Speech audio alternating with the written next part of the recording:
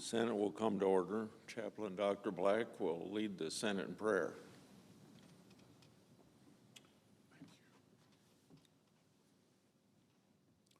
Let us pray. Our Father, be with us not only in great moments of experience, but also during mundane and common tasks. As Thanksgiving beckons, may our senators mount up with wings like eagles, running without weariness and walking without fainting. Give them the wisdom to be patient with others, ever lenient to their faults, and ever prompt to appreciate their virtues. Lord, rule in the hearts of our lawmakers, sustaining them in all their tomorrows.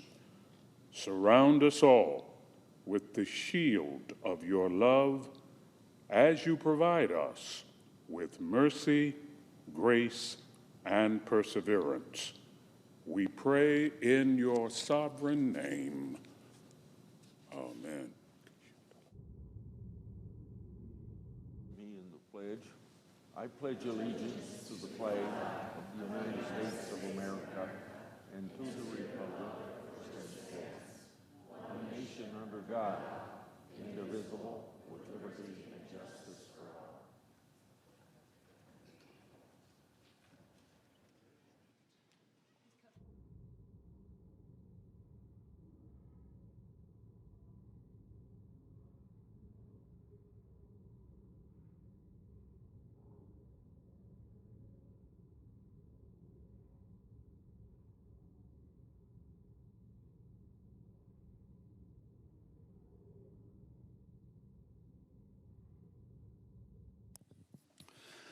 Under the previous order, the leadership time is reserved. Morning business is closed. Under the previous order, the Senate will proceed to the consideration of H.J. Res. 130, which the clerk will report. H.J. Res. 130, providing for congressional disapproval under Chapter 8 of Title V, United States Code of the rule submitted by the Bureau of Land Management relating to Buffalo Field Office Record of Decision and Approved Resource Management Plan Amendment. Mr. President. President Pro Tem. CNH announced its closure of their Burlington, Iowa facility in June next year. This plant has been in Burlington since the 1950s and is a mainstay of the greater Burlington area. As a result of this closure, more than 200 workers will be losing their jobs. I've received pink slips before, twice in 1960 from Universal Hoist in Cedar Falls, and another time in 1971, Waterloo Register in Cedar Falls, Iowa. For these 200 workers and everybody else that gets a pink slip, it's a special, stressful time for families. My office has been in communication with the local union, the United Auto Workers there. We've also talked to CNH to encourage future investment in Iowa and urged CNH to be sure to take care of their employees as the employees and the company part ways. I always say if I could put two words on an Iowa license plate to describe our workers, it'd be these two words: productivity and quality. I want the people of Burlington to know that I will keep fighting for their community in the halls of Congress during this stressful time. On another matter, Mr. President, this Congress Many of my Democratic colleagues have alleged that President Trump nominates historically bad judicial nominees. Along this line, one member of the Judiciary Committee even described President Trump's judicial nominees as, quote, the most extreme and unqualified judicial nominees ever considered in the United States Senate, end of quote. So are my Democrat colleagues right? Well, based on a recent study by professors at New York University and the University of Virginia, the answer is a resounding no. Their study considered objective and nonpartisan metrics to determine a judge's productivity, a judge's quality, and a judge's independence. The study then compared the results across the first Trump administration, the Biden administration, and the Obama administration. According to the study, President Trump's judges, quote unquote, dominate the field. In fact, the study found that the top 10 most productive judges were all Trump nominees. And of course, productivity isn't the only metric where Trump appointed judges outperformed. Let's take judicial independence. After all, my Democratic colleagues frequently allege that President Trump only picks loyalists. Surely, this must be where President Biden and President Obama's nominees would surely shine and stand out. The answer is the same. No. Again, they don't stand out. Trump nominees dominate the field. All of the 10 judges rated on independence were nominated by President Trump. And that's not all. On the metric of partisanship, meaning whether judges voted in alignment with other judges nominated from the same party, Trump appointees win again. 8 of the 10 least partisan judges were nominated by President Trump. So, in short, President Trump has a history of nominating highly qualified jurists to the bench. Today, the Judiciary Committee voted for a few more out here for us to consider on the floor of the United States Senate. I'm proud to say that under my chairmanship, the Judiciary Committee has and will continue to advance highly qualified nominees serving the American people. I yield the floor.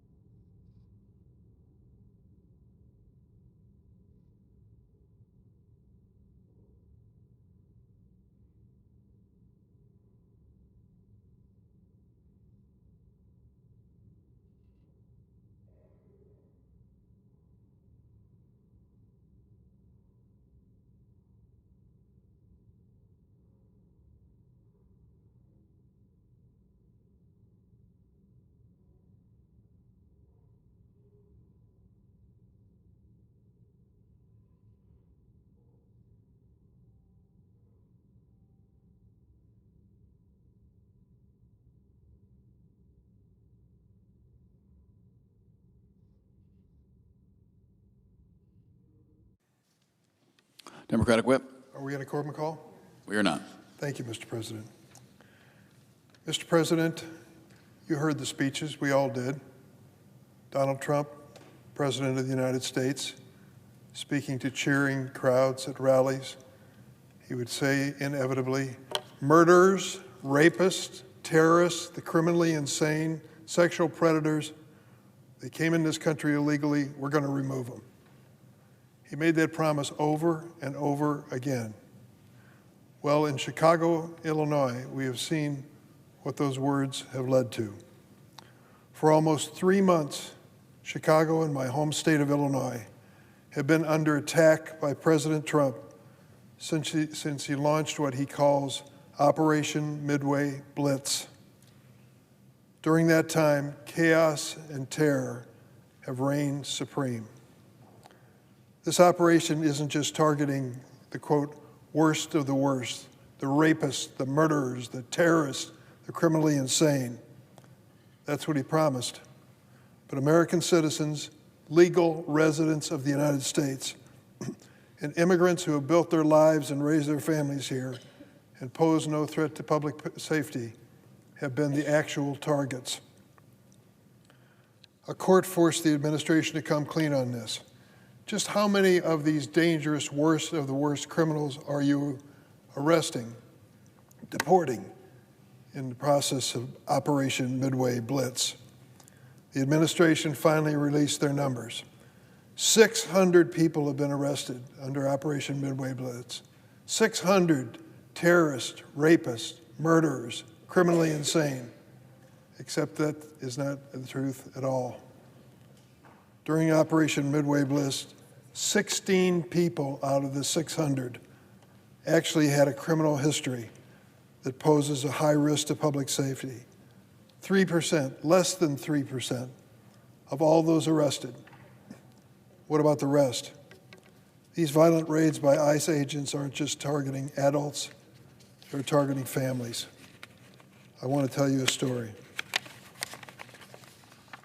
2 weeks ago, Rafael Veraza and his one-year-old daughter, Ariana, both citizens of the United States, were enjoying a shopping day at Sam's Club. The little girl is barely 1 year old. Who would have thought that a simple father-daughter trip to Sam's would turn into a trauma that these two people will never, ever forget? But the Verazas became a target for ICE for obvious reasons. He was shopping while being Hispanic. Enough said. Listen to what happened to this dad and his daughter because of Operation Midway Blitz of this administration. Mr. Veraza and his family said they were in their car when they heard a helicopter and cars honking. With the uptick in raids in the Chicago area, Mr. Veraza knew those sounds signaled that ICE agents were nearby. To keep his family safe, he decided to leave. Unfortunately, before this American citizen and his one-year-old daughter could drive away, a masked agent pointed a pepper spray gun through the family's open car window and fired the weapon at close range. The pepper spray hit Mr. Veraza in the face, and his daughter also breathed it in. Because of this violent, unprovoked action from ICE agents, both Ariana and Rafael were briefly hospitalized. He told reporters after the incidents happened, quote, "My daughter was trying to open her eyes. She was struggling to breathe." Does this incident seem like a federal immigration agent setting out to make America safer? Does this man look like a rapist, a murderer, a terrorist, criminally insane, worst of the worst? What was his crime? Being an American citizen, shopping at a local Sam's Club? His only crime was he appeared to be Hispanic. Pepper spraying a one-year-old little girl and her father during a shopping trip is shameful and outrageous. If it happened to any of us, on my side of the aisle or the other side of the aisle, and you heard about this family, your heart would go out to him. This man was doing nothing wrong, and yet he was treated like a common criminal because he is Hispanic. President Trump is turning federal immigration officers into his own secret masked police force. I see it every day in the city of Chicago, it's reported. And he is violating the rights and liberties guaranteed by the Constitution to all of us, including the right to due process and rule of law. Let me be clear. The President and his administration's actions are not about politics nor about public safety. It's time for all of us in Congress, Democrats and Republicans alike, to put politics aside, speak up, and condemn this growing threat to our democracy. If it happened in your hometown, you would be outraged, and you should be. It's happening in Chicago almost every day. Mr. President, on a separate topic, America is facing a health care crisis that is unnecessary, and it's happening under this president's watch. Congressional Republicans spent the summer slashing more than $1 trillion from the Medicaid program. This will threaten health care for 11 million people and jeopardize rural hospitals all across America. Small-town hospitals, many of them, will not survive. Despite the president's promises, prescription drugs are still unaffordable, and Big Pharma continues to rip off American patients. And now, in just 6 short weeks, more than 20 million Americans will see their health insurance premiums double or even triple. Imagine, if you will, when you take a look at what you paid last month for health insurance, that it's going to double January 1st or worse. Tens of millions of Americans are terrified to look at their premium notices because Republicans have refused to extend the enhanced premium tax credits that made insurance affordable. In red states and blue states, for families, small business owners, farmers, and Americans nearing retirement, the peace of mind that health coverage brings will soon be out of reach. With these tax credits set to expire, 4 million people will lose their insurance because their premiums become unaffordable. There will be one sickness, one accident, one diagnosis away from absolute financial ruin or worse. Housing, utility, and grocery prices have gone through the roof already. Who can also afford to see their health care costs for their family double or triple? But President Trump and his billionaire buddies are out of touch. They don't have a clue what it's like to live paycheck to paycheck and what the loss of health insurance means to a family. As United States senators, we can change that. We have the power to prevent these dramatic premium increases and avoid a health care catastrophe. But to use that power requires both courage and compromise. As part of the agreement to reopen the government, which I voted for, the Republican leader promised to put a bill on the floor, one chosen by the Senate Democratic side, to extend the enhanced premium tax credits. So shortly after Thanksgiving, after we enjoyed a holiday with our families, senators will come back to Washington and make a fateful choice for American families across the nation. Will we sit idly by while millions of Americans lose their health care coverage? Or do we sit down, Republicans and Democrats, and solve this problem? Why were you sent here to the Senate? Each senator has their own explanation. I believe I was sent here to make life better for the people who live in my state and this nation. Can we find common ground? Can we reach an agreement? Can we do something that really makes a difference in the lives of our constituents? If we do it, they will be absolutely mystified to believe what they believe to be an incompetent Congress could rise to the occasion. The answer to this question is going to be closely watched by millions of Americans. With each monthly premium payment or skipped doctor's visit, patients are going to be reminded of what we here decided to do. Wouldn't it be amazing to end this year and start a new one by doing the right thing for these people who are victims of legislative decisions? I was on the floor of the Senate 15 years ago. It was one of the most important votes I cast to create the Affordable Care Act. Do you remember what life was like before the Affordable Care Act? I can tell you a few highlights. If you had a pre-existing condition or even the hint of such a condition, you either couldn't get insurance or it was limited in its coverage to a ridiculous level.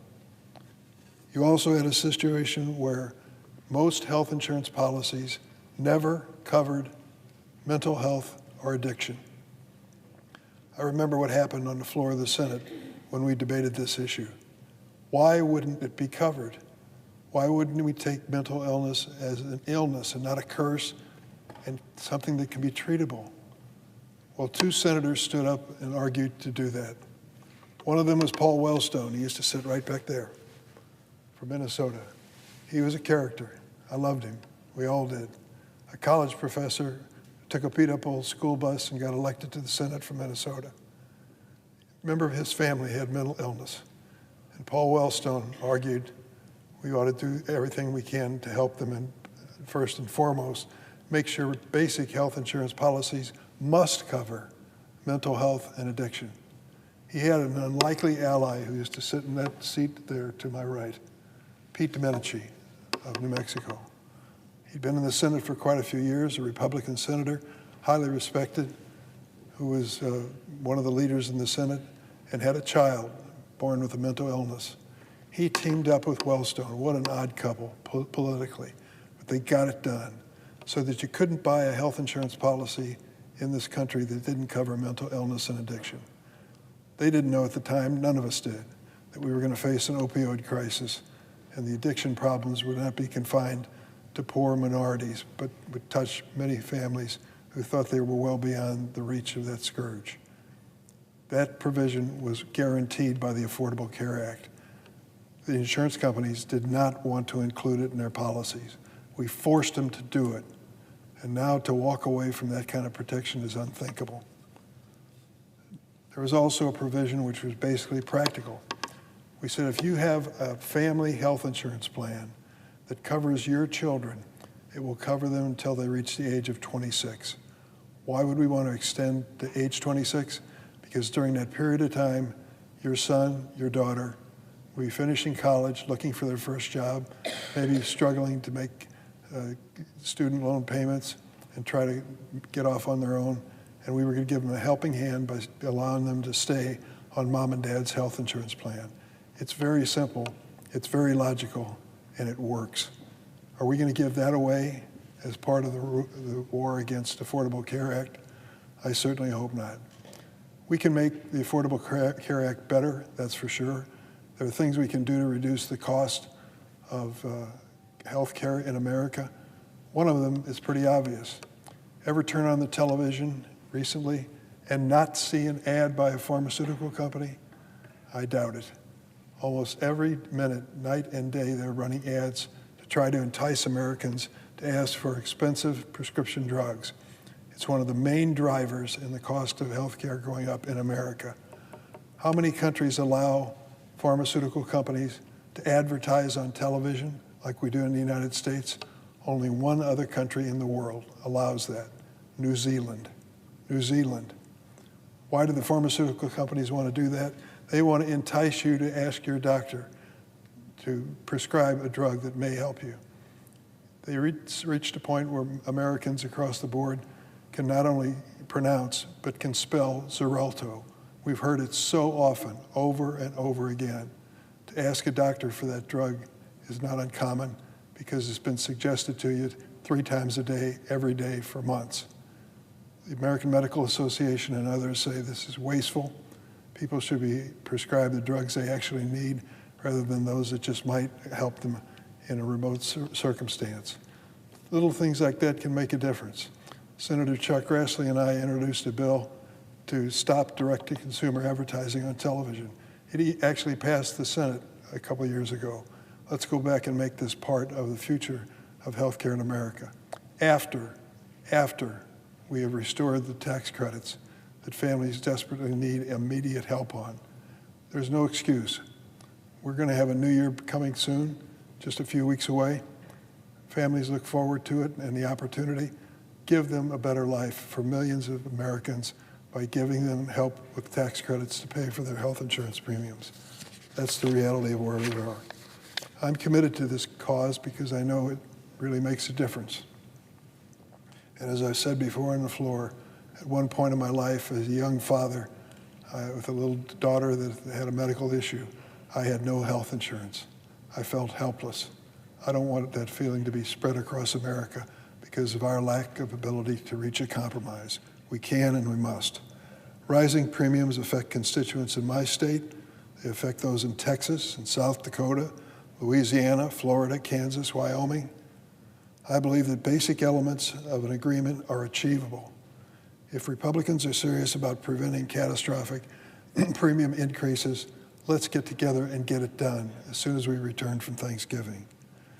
We don't need to hold health care hostage to add an extreme issues on as conditions to pass it. We need to undermine a deal. We shouldn't undermine a deal to meet political goals. Let's do something right for the families in America. They will be just amazed that we did, but they should be. Global issues such as proposals by Senator Sanders of Vermont, Medicare for all as an option to health insurance, are worth the debate. Proposals by Senator Cassidy of Louisiana to privatize health insurance are worth a debate. There's no question about it. Let us make that the second item on the agenda after we provide tax credits to help families pay for these health insurance premiums. We can't upend the entire healthcare system of America by January 1st of next year. Let's get the highest priority done right away before Christmas. We have an opportunity, we have a responsibility to help Americans afford their health care, and that starts with a bipartisan vote in the Senate. I hope my Republican colleagues will not waste this opportunity, nor should the Democrats waste it either. We need to make a real and positive difference for the people of this country who are counting on us. Thank you, Mr. President. I yield the floor and suggest the absence of quorum. Clerk will call the roll. Ms. Also Brooks.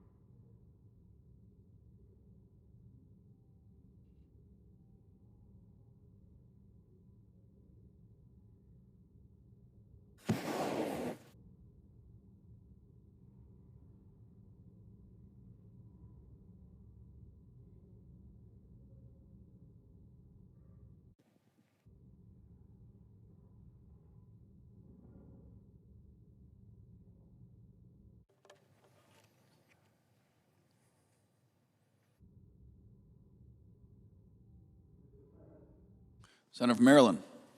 Mr. President, on October 23rd, Senate's in a quorum call. Mr. President, I ask unanimous consent that the quorum call be lifted. Without objection. Mr. President, on October 23rd, a genocidal militia called the Rapid Support Forces, also known as the RSF, entered the city of El Fasher in the Darfur region of Sudan. Countless reports describe how they murdered men and boys and raped women and girls.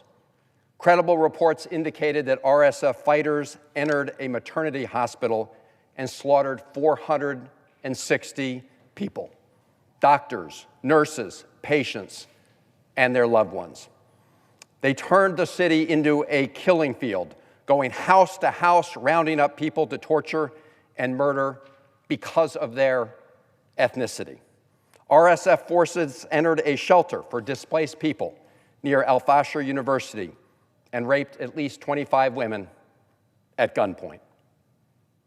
Over 100,000 survivors have fled the city, making it out, trying to take the roads, but the RSF has targeted those who try to escape. The massacre has been so brutal and so bloody, we can see it from space. The Yale Humanitarian Research Lab has flagged satellite photos that appear to show incidents of mass killings with dozens of unarmed people lying dead and sand stained with blood. In late October, the same Yale lab was told that more than 10,000 people were killed in 3 days. Human rights groups also report that hundreds of unaccompanied children, some carrying babies, have fled El Fasher to other Sudanese towns seeking to escape the violence. Mr. President, sadly, we've seen this story before because the RSF have a horrible history and lineage. They are part of what is known as the Janjaweed militias, who committed genocide in Darfur 20 years ago. And they want to continue the Janjaweed's genocidal mission of eliminating other ethnic groups. I do want to salute the journalists and human rights analysts who are working to expose these terrible truths. But it's up to us as to what we do with that truth. And the truth is, this could have been prevented. We had warning, and we could have done more to stop it, and we can still do more now to stop the ongoing genocide. Al Fasher was under siege for 18 months. The civil war in Sudan has been raging for 2.5 years. More than 150,000 people have died, and approximately 14 million have been displaced in Sudan, marking the largest and fastest displacement crisis in the world. Earlier this year, at the beginning of his administration, Donald Trump gutted USAID and suddenly cut off our humanitarian aid to Sudan. More than 1,000 soup kitchens closed overnight. While others have stepped up, the vacuum left by AID's departure means that even more innocent people are dying.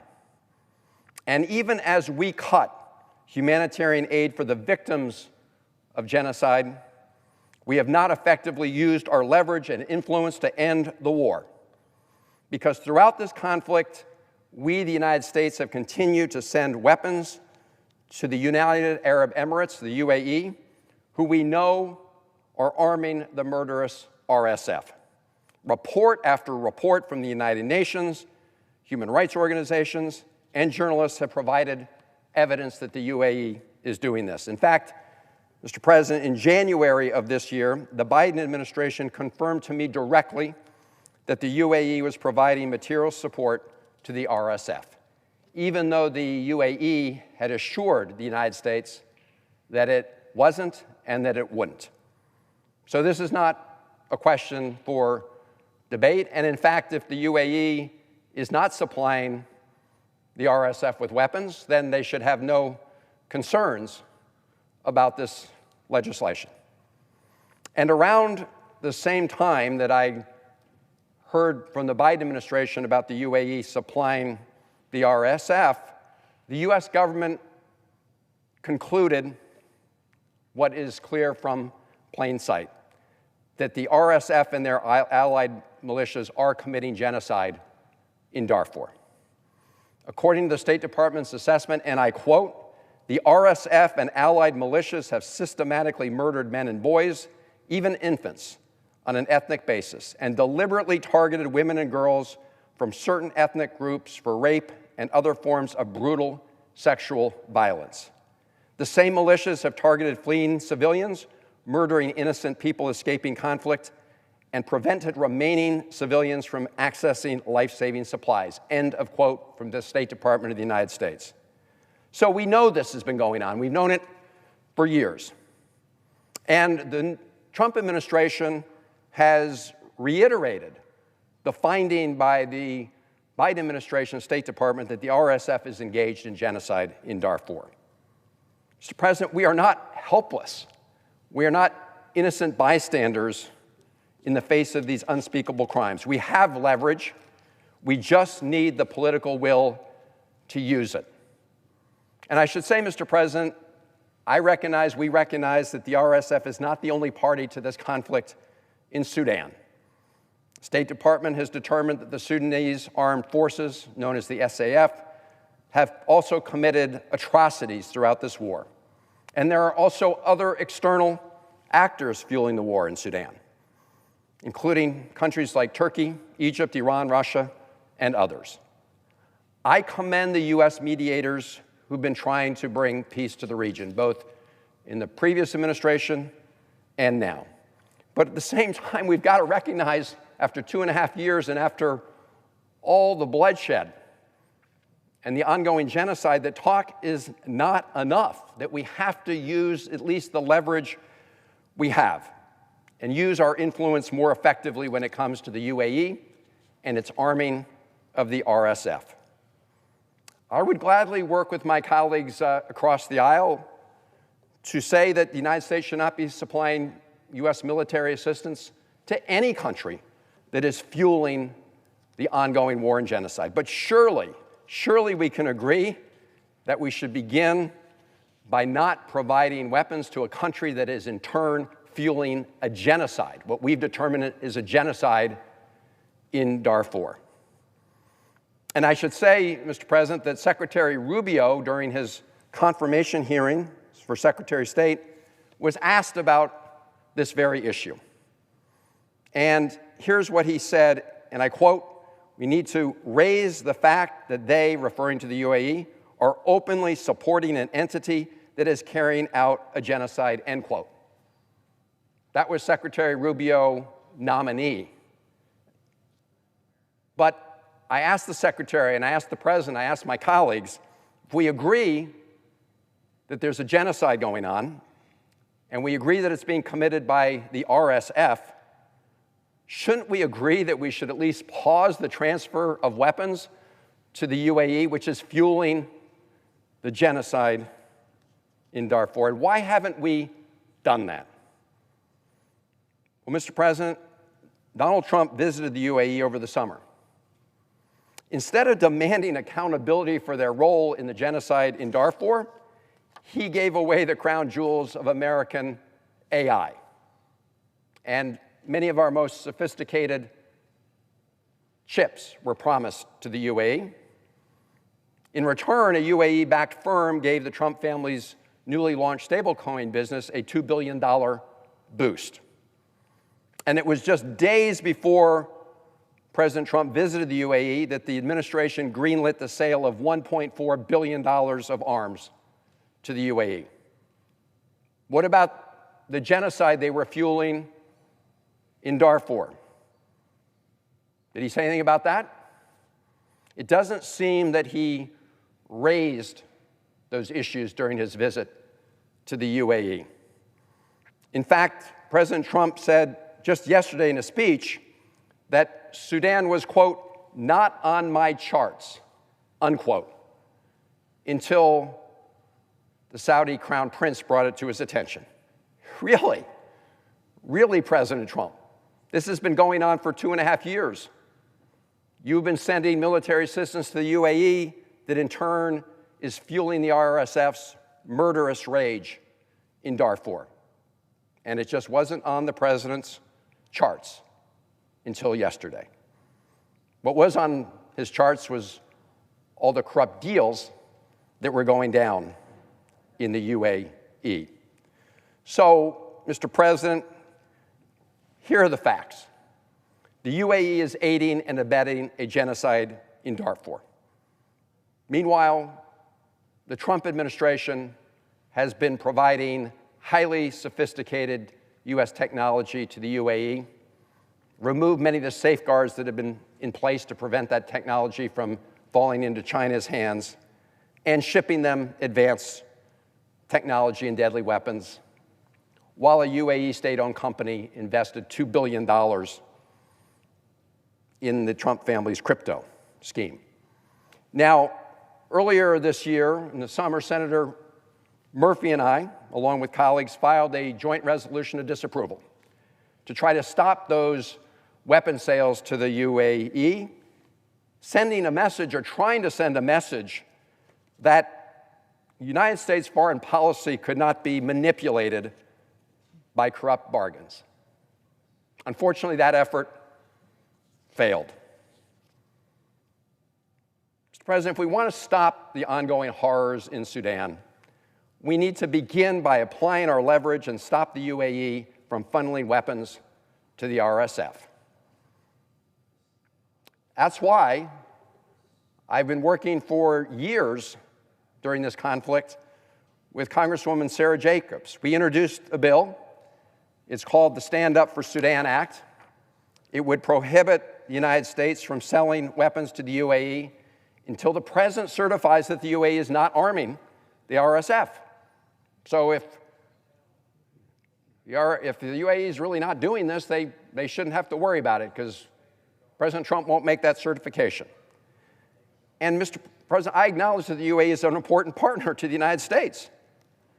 But that doesn't mean that even with partners, we shouldn't use our leverage to stop them from fueling a genocide. I remember many days when Senator Rubio took to the floor of this Senate, and he talked about having an American foreign policy based on values and principles, on human rights, on self-determination. That has all gone out the window in this administration. It seems like a quaint thing. But, Mr. President, it doesn't have to be a quaint thing in this body, in this Senate, where senators can stand up for our values and can make sure we exercise our leverage to prevent the ongoing genocide in Darfur. I'm going to close with a story about an orphan boy in Sudan. He told the Norwegian Refugee Council in the New York Times that, quote, his parents and siblings were killed in a strike as they tried to flee El Fasher. On a broken foot, he wandered alone to the northern gates of the city until others who were fleeing put him on a truck to another city. Then he told reporters, quote, now I'm here alone. At night, I find places where people gather and sleep on the ground near them. I hope someone helps me. Mr. President, that boy needs our help. Thousands of innocent people need our help. And for goodness sakes, we could take one small step to exercise just some of our influence to end the ongoing genocide in Darfur. And that is by adopting the resolution that Congresswoman Jacobs and I have put forward. So, Mr. President, I ask unanimous consent that the Committee on Foreign Relations be discharged from further consideration of S-935 and the Senate proceed to its immediate consideration. Further, that the bill be considered read a third time and passed, and the motion to reconsider be considered made and laid upon the table. Is there objection? Reserving the right to object, Mr. President. Senator from Iowa. Mr. President, I object. The United Arab Emirates is a close partner with whom we have vital cooperation on regional security, counterterrorism, and Middle East stability. 5,000 American warfighters serve at Al Dhafra Air Base, and UAE has one of the largest U.S. Navy ports in the Middle East. The UAE has used American-supplied military equipment to protect U.S. personnel from Iran and its proxies. The world has seen the damage Iran-backed chaos can have. And while this administration showed Iran what peace through strength truly means with Operation Midnight Hammer, we cannot forget that Iran's goal is still chaos. They still chant death to America. After all, it was not but 6 months ago that Iran launched hundreds of missiles and drones toward Israel and U.S. military personnel. And while their nuclear abilities have been cut off, Iran has again demonstrated reckless behavior to evade sanctions by illegally seizing a Marshall Islands flagged oil tanker. Applying a blanket ban on the export of U.S. defense articles to the UAE leaves our partners in the region unequipped to deter any act of aggression and sends a message of weakness to our adversaries, like Iran and its terrorist proxies. Meanwhile, it poses an unnecessary risk to U.S. personnel, our personnel in the Middle East. Our allies in the region must have the weapon systems not only to defend themselves and our warfighters in the area, but also to deter Iran's reckless destabilization efforts. My heart does break for what is going on in Sudan. And thankfully, this is the era of the peace president. As the president said the other day, we will work with Saudi Arabia, United Arab Emirates, Egypt, and other Middle Eastern partners to get these atrocities to end while at the same time stabilizing Sudan. Working with our partners is key to a safer world, which is why my colleagues must reject this legislation and pursue a smarter, more strategic, and unified approach to ending the crisis in Sudan. And for these reasons, Mr. President, I object to this legislation. The objection is heard. Senator from Maryland. Mr. President, I was listening carefully to my colleague, and it, of course, raises the question if the UAE is telling us the truth when they say that they're not sending any of their weapons to the RSF to help fuel the genocide in Sudan. Why do my colleagues protest so loudly against this measure? It must mean that they don't believe the UAE when it's doing it, because the pausing in the transfer and sale of U.S. weapons to the UAE in this legislation is predicated on a finding from the president that the UAE is in fact arming the RSF. So if their denials are true, then my colleagues should have nothing to worry about in terms of the impact of this legislation. And in fact, if they're lying to the United States, that should cause concern. Now, I agree that the UAE is an important partner, and they have been including countering Iran's malign influence there. But colleagues, does that really mean that we should look the other way while they are supplying an entity that our own government has concluded is committing a genocide in Darfur? Surely the UAE needs the United States for all sorts of things. They clearly want our AI technology, our semiconductor technology. In fact, as I described, they went to great lengths to essentially provide $2 billion for the president's family crypto schemes in order to get that American not supplying the murderous RSF with weapons, or we can choose just to look the other way. And I will just close again with this. I remember Secretary Rubio, and I hear so many of my colleagues take to the Senate floor, calling out human rights abuses around the world. It's always convenient to call out human rights abuses by our adversaries. We all talk about the awful things China does when it comes to the Uyghurs. We talk about what Russia is doing in Ukraine and other places.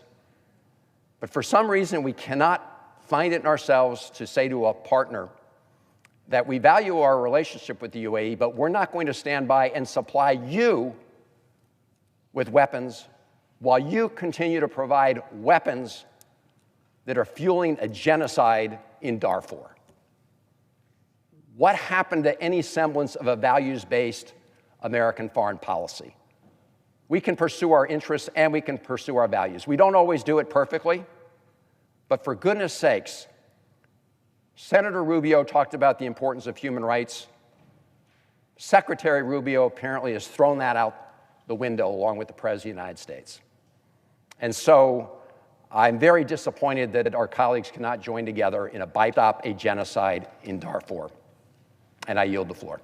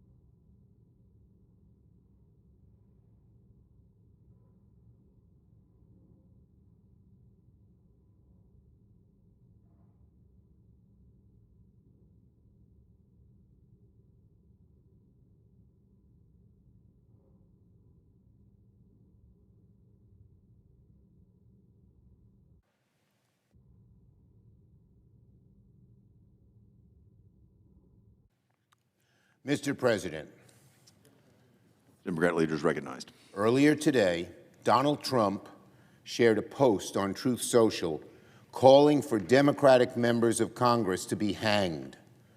He also posted a message that said, seditious behavior, punishable by death. Let's be crystal clear. The President of the United States is calling for the execution of elected officials. This is an outright threat, and it's deadly serious. We've already seen what happens when Donald Trump tells his followers that his political opponents are enemies of the state. Every time Donald Trump posts things like this, he makes political violence more likely. None of us should tolerate this kind of behavior. We all remember what January 6th was like. We lived through January 6th. We have lived through the assassination and attempted assassinations this year. We have members whose families have had to flee their homes. When Donald Trump uses the language of execution and treason, some of his supporters may very well listen. He is lighting a match in a country soaked with political gasoline. Every senator, every representative, every American, regardless of party, should condemn this immediately and without qualification. Because if we don't draw a line here, there is no line left to draw. Who would have thought the President of the United States saying his opponents should be hanged? It's outrageous. No president has ever stooped as low as Donald Trump. None. He has made political violence a feature of his politics. And if we don't draw a line here, there's no line left to draw. And yet today, he crossed yet another line that no democracy can afford to tolerate.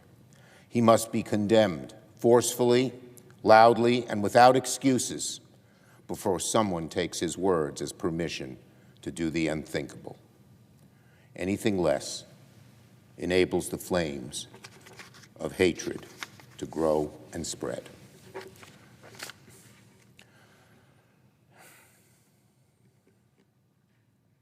On affordability, in less than a year, Donald Trump has gone from promising to bring costs down on day one, as he said, to claiming that the word affordable is some kind of new word and even a con job. That's right.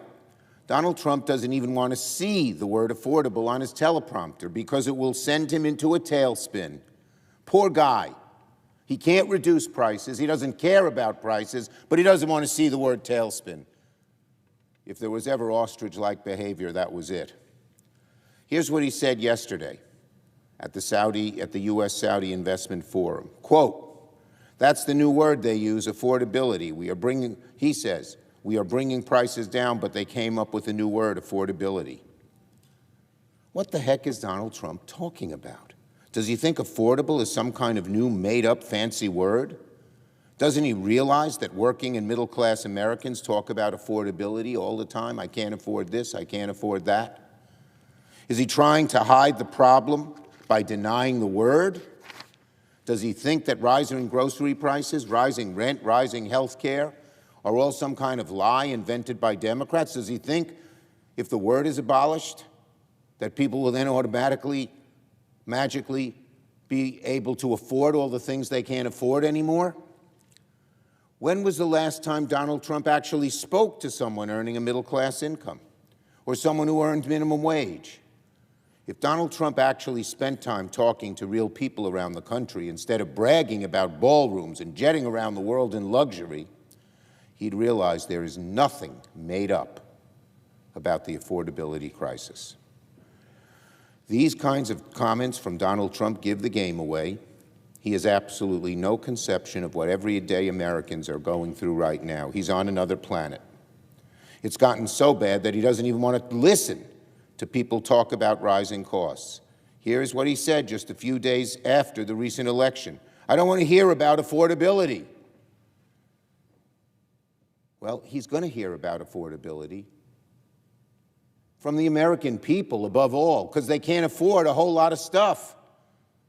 And when Donald Trump wants to know why his popularity is sinking, it's because of things like this. The number one crisis that the average American feels is when they sit down and try to figure out how to pay the bills. They can't afford them. And Donald Trump says he doesn't want to hear about affordability. You hear that, America? Donald Trump doesn't even want to hear your worries about your high rent or high grocery costs. Don't even mention that they're affordable, because that word sends him into a rage. It's unbelievable, this president, unbelievable.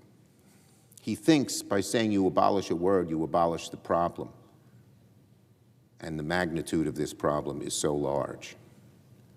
Ask America, Trump, is your health care too expensive? They'll say yes. Are your groceries too expensive? They'll say yes. Can you afford your health care? They'll say no. Can you afford your groceries? Can you afford the cost of electricity? Can you afford to buy a new car? They'll say no, and he doesn't want to hear about it. He says extending the ACA premium tax credits, which would save people thousands a month, is nothing but a waste of time. This president is so out of touch with Americans. And every day, more and more Americans are realizing how out of touch he is when he says things like this. And let me talk now about HSAs in the health care debate. After Democrats pushed Republicans for months to fix ACA premiums, Americans are now about to fall off a health care cliff. And Donald Trump has no plans to fix it whatsoever. Maybe he thinks health care is affordable for people. It isn't for most. If Donald Trump were smart, he would have worked with Democrats at the drop of a hat to extend the ACA tax credits for at least another year. We offered him that. But instead, he's telling Republicans to push half-baked ideas like health saving accounts and direct checks. Let me say this very plainly. Donald Trump's Republican ideas about HSAs are non-starters for Democrats because they're deeply flawed and woefully insufficient for our nation's health care problems. If Republicans push this flawed policy, they will go nowhere in the Senate. First, neither HSAs nor a lump sum check will do anything to actually help people afford insurance. If your insurance plan goes from $1,000 a month to $4,000 a month, a one-time check isn't going to go very far. For cancer patients who pay thousands of dollars for life-saving medications in 1 month, their ACA will do nothing to help them afford care. Second, implementing changes this complex would be practically impossible before the end of the year.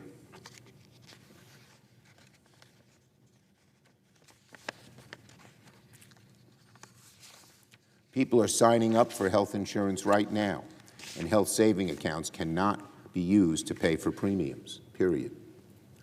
Third, Republicans talk about waste, fraud, and abuse and have railed on insurance companies, but the Republican policies will do nothing, absolutely nothing about either problem.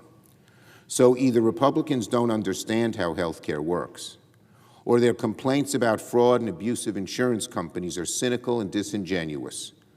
That's why Democrats insist that one of the best things we can do right now is extend the ACA premium tax credits. Because when people talk about costs, health care is near the top of the list of their worries, if not at the very top. It's shameful that Donald Trump and Republicans have given up entirely on solving the health care premium crisis. When people's monthly payments spike next year, they'll know it was Republicans that made it happen. And more than that, they'll know Democrats are the ones who are fighting on their behalf to lower costs and rebuild the sunny American optimism that our country desperately needs. And finally, on anti-Semitism. Anti-Semitism in America has reached a dangerous tipping point. Jewish Americans are facing threats, harassment, and violence at levels we have not seen in generations. And as I have said many times in this chamber, anti-Semitism is the canary in the coal mine. Where there's anti-Semitism, there lurks white supremacy and other pernicious forms of hate. Well, 3 days ago, the President of the United States declined to condemn Nick Fuentes' hateful views and defended Tucker Carlson's decision to give Fuentes a platform. The President was asked about his thoughts on the interview. He declined to condemn Nick Fuentes. That is disgusting. For Donald Trump to excuse and protect the spread of Nick Fuentes' ideology confirms what many of us have long said. White supremacy and anti-Semitism are taking deep roots, unfortunately, within the Republican Party. Just as we saw from the leaked texts of young Republicans, just as we saw from text messages of administration officials, the Nick Fuentes saga on the right reveals that anti-Semitism and white supremacy have been growing with disturbing currency within the right wing and within the right wing of the Republican Party. But I know this is not true of everyone on the Republican side, especially not for many Republicans in this chamber. Therefore, I will soon lead a resolution here in the Senate rejecting Nick Fuentes and his white supremacist views, condemning Carlson's platforming of hate, and condemning anti-Semitism and white supremacy wherever and whenever it occurs. In the coming days, I will work to grow support for my resolution so the Senate can take a clear stand against hatred and anti-Semitism. I hope my Republican colleagues will join me in this effort and co-sponsor this resolution. Calling out anti-Semitism should not be a partisan issue. In fact, when we refuse to condemn anti-Semitism, when we stay silent and fail to reject anti-Semitic rhetoric, when we normalize hateful figures spewing disgusting anti-Semitism, that is when anti-Semitism spreads throughout society like a poisonous wildfire. Americans don't want to see that happen, so my resolution will give every senator, every single senator, a chance to make an important stand against hatred. The country must see us unite and fight this awful form of bigotry. I yield the floor and note the absence of quorum. The clerk will call the roll. Ms. Alsterbrooks.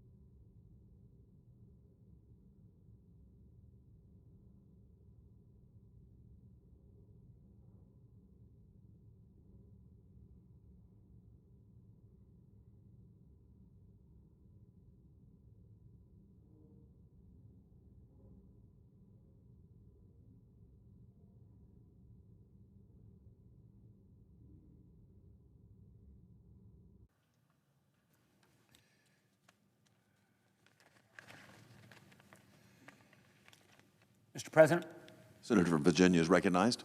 Mr. President, are we in a quorum call? We are. I'd ask that the quorum be dispensed with. Without objection. Thank you, Mr. President. Mr. President, 2 months ago, I came to this floor to warn about the growing politicization of our intelligence community. I laid out in detail how this administration, led by Director of National Intelligence Gabbard, was dismantling the independence, integrity, and credibility of the very institutions that we rely on to keep Americans safe. I'd hope that by sounding that alarm early, the administration might reconsider its actions, or at the very least slow its march towards turning our intelligence agencies into instruments of political loyalty. But instead, the situation has only grown more dangerous. And I want to say at the outset, this will not be the last time I come to the floor on this issue, particularly if we continue to see the unraveling of that independence. I intend to continue making these speeches for as long as it takes, because the stakes for our national security are too high to let this pattern go unchallenged. Since my remarks in September, we've seen not restraint, but an escalation of political retaliation, of the hollowing out of expertise, and the outright manipulation of intelligence. We are watching in real time an administration strip away the guardrails that have protected this country for generations. I've had the distinct privilege of representing the people of Virginia in this body since 2009. And in nearly 17 years, one of the most consequential responsibilities I've held has been serving on the Senate Intelligence Committee, first as a junior member, and then for the last 8 years as chairman or vice chairman. I always tell our new members that getting a seat on the committee is a double-edged sword. On the one hand, you get access to things that no other senators hear. You see capabilities that would astonish even the most seasoned spy novel reader. But the other part of the edge is you get to see the full scope of threats facing the United States. Daily reports about terrorist plots, cyber attacks, hostile foreign services targeting our citizens and institutions. And once you've seen that picture clearly, you don't sleep quite as soundly at night. It's precisely because these threats are real, persistent, and in many cases growing, that I'm so deeply concerned about the Trump administration's reckless actions that have left our country more vulnerable than at any point in recent memory. Just last month, FBI Director Kash Patel testified before the Senate Judiciary Committee that the FBI has experienced a 300% increase in terrorist cases opened this year alone, on top of a 30% increase in foreign espionage cases. At the Senate Intelligence Committee's annual threat assessment hearing, Director Gabbard reiterated that foreign terrorists remain intent on striking the United States and our citizens, that a large number of cyber and intelligence actors continue to target our critical infrastructure, and that these adversaries possess weapons capable of hitting the United States territory and disabling vital U.S. systems. Indeed, in an interview earlier this month, Director Gabbard repeated that, quote, terrorism continues to place the greatest both short-term and long-term threat to the American people, end of quote. Whatever one thinks of the individuals delivering these messages, the assessments themselves leave no ambiguity of the dangers confronting the United States. And yet, in spite of these clear and present threats, the Trump administration has chosen a course of action that weakens our defenses and leaves Americans more vulnerable to the very risks its own officials have publicly described. Since Inauguration Day, the president and his hand-picked FBI director, again, Kash Patel, have forced out thousands of experienced agents for reasons that appear more political than professional. For example, like refusing to acknowledge who actually won the 2020 election, or FBI agents being thrown out for prosecuting the violent criminals who attacked Capitol Police on January 6th, or being pushed out for simply being friendly with someone critical of the president. Alarming court filings suggest that even Director Patel has privately acknowledged that many of these actions may be illegal, yet justified them by saying that his keeping his position depended on carrying them out. The list of those purged reads like a who's who of the Bureau's most decorated public servants. Those agents forced out include the former acting director of the FBI, Brian Driscoll, who rose through the FBI ranks in some of the most elite units, including the FBI's hostage rescue team, where in 2015 he supported U.S. Special Operations in rescuing an American humanitarian aid worker, Kyler Muller, from ISIS. Special Agent Driscoll would later rise to the head of FBI's Critical Incident Response Group, the FBI's elite team in charge of dealing with terrorists, child abductors, bomb threats, and hostage situations. For his service, Agent Driscoll was awarded the FBI's Medal of Valor and Shield of Bravery, only to have Director Patel fire him because he would not purge agents that the president deemed politically disloyal. Other purged individuals include Bobby Wells, who joined the FBI shortly after 9/11 and spent decades in counterterrorism. He eventually became the head of the FBI's Counterterrorism Division, leading efforts against al-Qaeda, ISIS, and other global networks. Notably, he helped bring to justice the mastermind of the Kabul International Airport bombing that killed 13 American service members, an accomplishment publicly touted by the president. Yet, the president fired him shortly thereafter. This list includes Michael Nordwall, the head of the FBI's Criminal Cyber Response Branch, who led efforts to combat ransomware attacks, online fraud, and sophisticated cyber intrusions targeting critical United States infrastructure. Further, the list includes Ryan Young, the head of FBI's Intelligence Division, overseeing the collection and analysis of all intelligence on domestic and foreign threats, trying to make sure that field offices had the situational awareness to prevent attacks.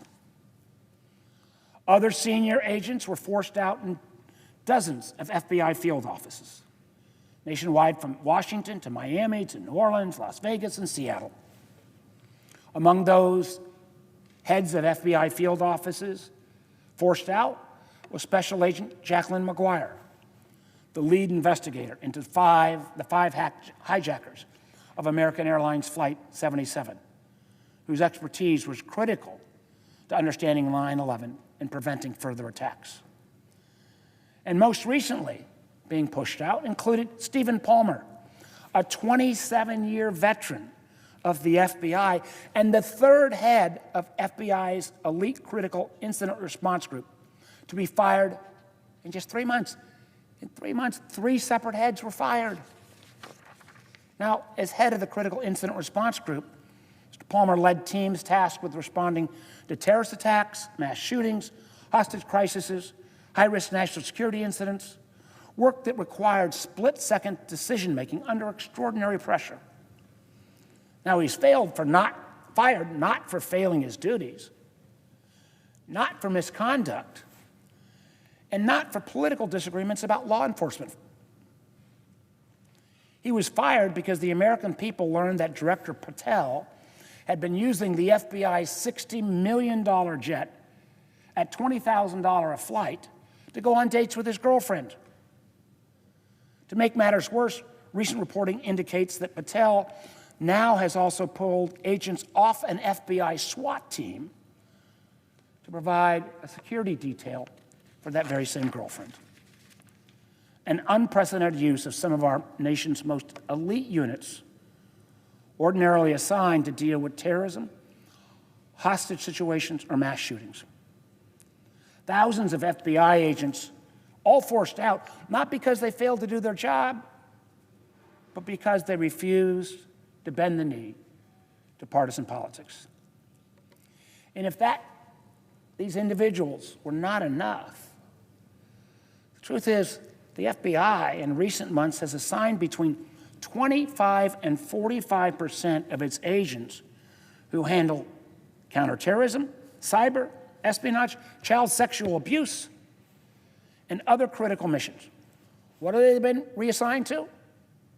Well, they've been reassigned to immigration, where our office hears regularly that they want to get back to the cases they've been working on, and instead are stuck on a detail where they do nothing. Matter of fact, data reveals a 33% decrease in hours spent on child exploitation cases this year compared to previous years. Firing agents who investigate terrorists, foreign spies, cyber hackers, and child predators doesn't make America safer, especially when the president's own intelligence officials warn publicly and repeatedly of the many threats facing our nation. Just this summer, the ODNI issued a bulletin warning of al-Qaeda and ISIS plots targeting the homeland. And just last month, the FBI disrupted ISIS terrorist plots in Michigan and New Jersey that might have been aimed at Halloween. I shudder to think what would have happened if the FBI had missed those plots. If terrorists had semi-automatic rifles had suddenly let loose on kids trick-or-treating. The FBI Agents Association, which represents over 90% of all active FBI agents, issued a sobering warning earlier this month that Director Patel, and I quote again, disregarded the law and launched a campaign of erratic and arbitrary retribution, and that his actions, quote, make the American public less safe. This is the FBI Agents Association. They don't make these kind of comments. How far do you have to be pushed to basically say the current director of the FBI is making America less safe? But this political purge is not simply limited to the FBI. Since April, the National Security Agency, the agency in charge of spying on communications of our adversaries, has been without a permanent director or deputy director after President Trump fired General Tim Hawk and his deputy Wendy Noble at the behest of the conspiracy theorist Laura Loomer. Same for the Defense Intelligence Agency, whose director, General Jeff Cruz, was fired after the DIA provided a fact-based assessment that contradicted the president's false televised claims that the United States had obliterated, President Trump's word, obliterated Iran's nuclear program. Now, the pattern of reckless firings has extended to nearly every corner of our national security enterprise. Hundreds of workers who were responsible for maintaining our country's nuclear weapons fired. Staff managing foreign assistance programs, ranging from detention of ISIS terrorists in Syria to air defenses in Ukraine, fired. Hundreds of analysts monitoring China and Russia, fired, including a 29-year veteran of the CIA who supported President Trump's Alaska summit with President Putin, whose undercover identity was publicly and incompetently disclosed by DNI Tulsi Gabbard. More than 1/3 of CISA, the agency established for the absolutely explicit purpose of protecting our critical infrastructure, water, power, and our elections, to prevent those entities from being attacked by cyber tools a third of that agency fired. Even as major cyber attacks hit state and local governments in at least 44 states, including a massive ransomware attack on Nevada's online government systems in August, a ransomware attack in July on local government networks in St. Paul, Minnesota, and a cyber attack on the city systems in Mission, Texas in February. The folks that are supposed to respond, a third of CISA, which is a relatively new agency but had been making progress, all fired. The irony is stark. I mean, despite persistent efforts by China, Russia, Iran, and other adversaries, the 2020 presidential election was one of the most secure in history, thanks in large part due to steps taken during the Trump administration's first term to safeguard our critical infrastructure. Yet now, much of that hard-won protection has been dismantled, leaving Americans more vulnerable than ever. Cyber Command, which under General Paul Nakasone disrupted the Russian troll farms in 2017, lacks a permanent commander. The Foreign Influence Task Force, stood up by President Trump in his first term to share information with state and local partners about foreign interference in our elections, that task force has been completely disbanded. And all the while, the administration's own intelligence reporting warns, and again, I'm going to go back to quote, Beijing will continue to expand its coercive and subversive malign influence activities to weaken the United States, is likely to feel emboldened to use malign influence more regularly in coming years, particularly as it fields AI to improve its capabilities. That's what China is saying. Russia, quote, Moscow's malign influence activities will continue for the foreseeable future and almost certainly increase in sophistication and volume. Quote again, Iran's growing expertise and willingness to conduct aggressive cyber operations makes it a major threat to the security of U.S. networks and data. The administration's own comments say these are threats we can't avoid. Yet, you dismantle the Foreign Malign Influence Center. You fire a third of the people that are supposed to be responding to cyber attacks. You take FBI agents who are working on cyber and stick them on the immigration detail. This does not make America safer. The truth is, the pattern is unmistakable. Political loyalty is now valued over competence. And the very institutions created to protect Americans are being dismantled right before our eyes. We can no longer pretend that politics and national security are separate. Every day that we allow this purge to continue is a day we leave Americans more exposed in their homes, on the streets, and online. The next attack will not wait for Congress to act. The next threat will not ask permission. And when it comes, the consequences will not be measured in polling numbers or election results. They will be measured in lives lost, infrastructure damage, and national security compromised.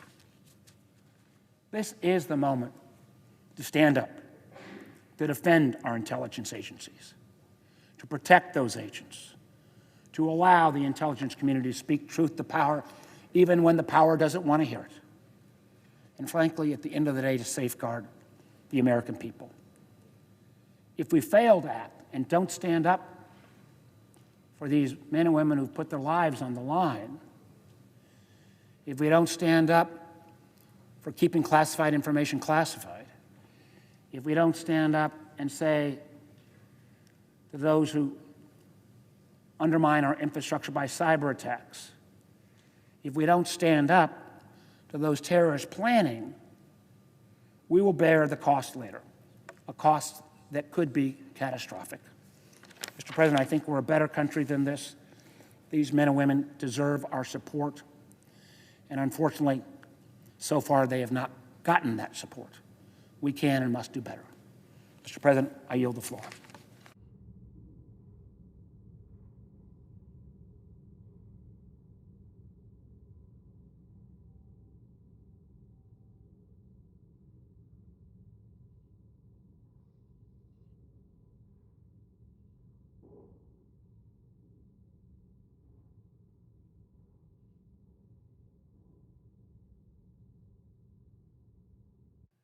Mr. President. Senator from Ohio is recognized.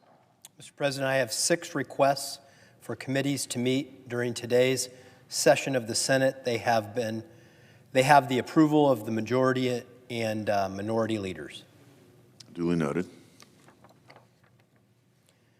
Mr. President, there's been as I've said on this floor many times, the government shutdown had many victims: air traffic controllers, TSA agents, and many other public servants. And of course, the American people themselves, who were the most affected by this. Thankfully, the bill passed in this chamber last week, put that chaos behind us. But that wasn't all that it did. In some small way, at a difficult time, it proved that we can work together to do tangible things to reduce health care costs in this country. As a matter of fact, I worked on a bipartisan basis to introduce the SMART OTC Act, which became law as part of the government reopening. It's a good part of that reopening. The bill aims to make lowering the cost of over-the-counter drugs more accessible to patients by eliminating the red tape at the FDA. We know that when you can take a prescription drug and make it an over-the-counter drug, prices go down. In fact, on average, in cases where we've been able to do this, it reduces prices from 30% to 95%. So it was an important part of that provision and an example of a way on a bipartisan basis we can get some of these kinds of things done. It's an example of how we can attack affordability with common sense reforms without adding the debt burden to future generations. And I'm proud to have worked on that bill to make things better for Ohioans and the entire country. But the shutdown is finally over, and I want to thank my Republican colleagues and 8 Democrats who joined us in help ending it. Unfortunately, 40 others chose a different path, and we wasted 43 days from focusing on issues like growing the economy and making things more affordable. I have been in the Senate less than a year, and I wasn't here when Congress passed Obamacare or the Biden COVID subsidies that have been used to prop up the ACA exchanges. But I want to be part of the solution.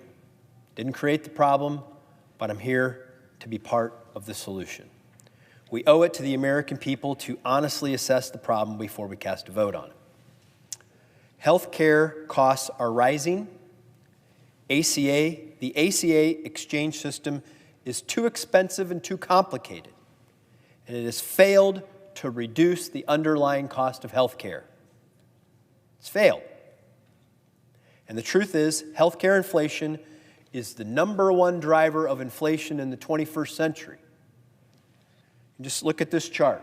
It shows, beginning of the century, all inflation, healthcare inflation, was about the same.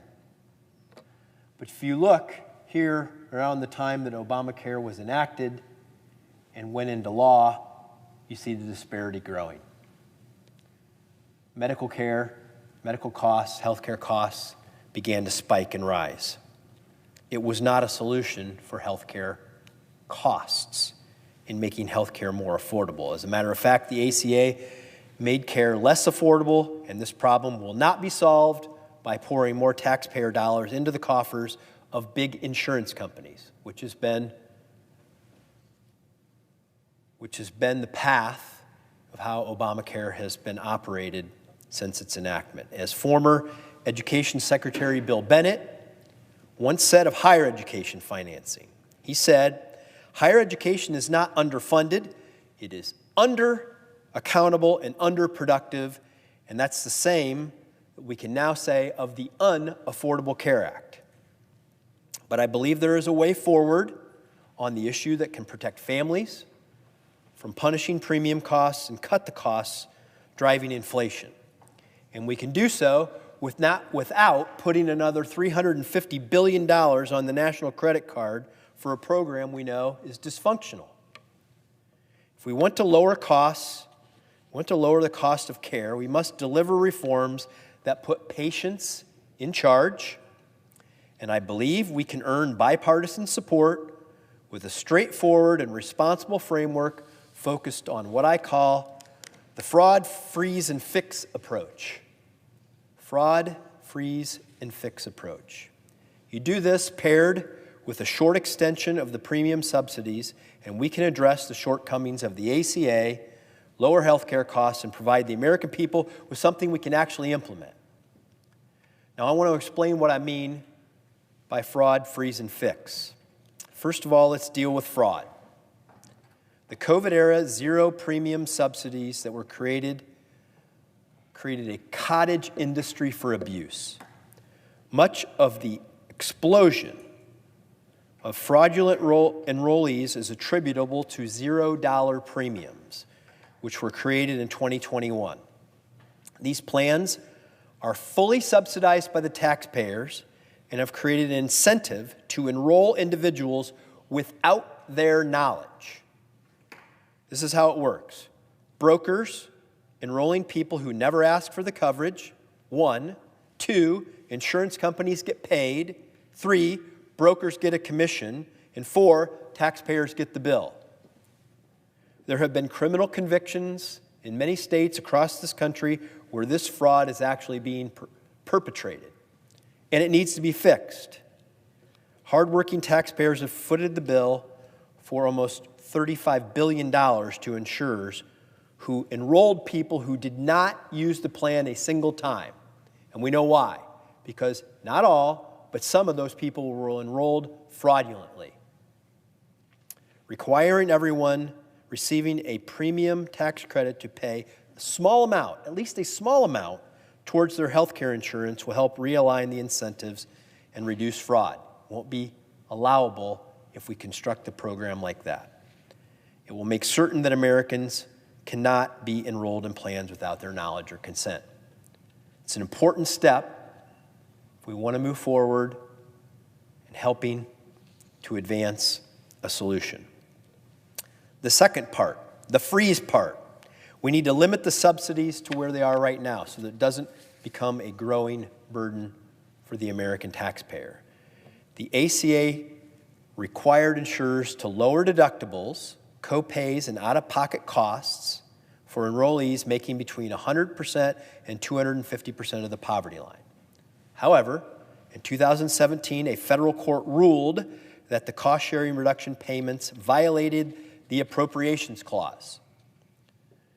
But insurers are still required to lower the costs, but this results in artificially high premiums. Additionally, because the premium tax credits are calculated against the second lowest cost silver plan, silver loading also supercharged the federal subsidy spending in this.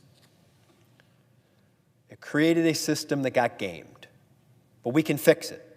If we appropriate the cost-sharing reductions, we can lower premiums by 10 to 20% while also delivering savings to the taxpayer. Freeze it and fix it.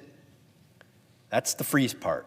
One of the ways that we can not put America in a bigger burden from bearing the cost, the taxpayers bearing the cost, and we can also lower premiums by saving money. And then finally, the fix portion. This is the most important part. Because subsidies do not lower costs, they transfer the burden. The fix involves how we actually do reforms that lower the costs. There are several bipartisan healthcare initiatives that address lowering the price of healthcare for our constituents. Many may be an overstatement. There are several bills right now that I know have bipartisan support that will lower costs that we can accomplish. For example, price transparency is one of the most bipartisan ideas in this chamber. It gives patients, employers, and small businesses the power to see what the prices are and then compare them and decide whether or not they can find a better deal for what they're paying. Transparency exposes inflated costs, sparks competition, and makes the other reforms that we're talking about actually work because we can price shop and we can find out whether or not we're being ripped off by what we're paying. Another example that I know there's bipartisan support of, PBM reform. There's been a bipartisan appetite to lower the cost of prescription drugs by addressing the role that middlemen play in increasing these costs. Bipartisan PBM reform, something we know can reduce costs. 340B reform. Both Republicans and Democrats have raised concerns about the 340B program. That's no longer efficient or serving its intended goal of supporting patients and healthcare providers who serve vulnerable populations like our rural communities. These are just some of the reforms that have bipartisan support. The list goes on. You can easily find them. We need to do them. It will help drive down the actual cost of health care in this country. Transparency, where I started with this, is a necessary step in the idea of an HSA expansion that President Trump has proposed, where we send money to the consumers rather than to the insurance companies. You have to have transparency if you expect people to shop. This will achieve the intended goal of creating consumer choice, and it would protect families from premium shock and would protect the federal budget. Two things that we need to do: protect families from the cost, the inflationary costs that the ACA has created, but also protect the taxpayer. We didn't get into this mess overnight, and we won't get out of it simply by writing bigger checks.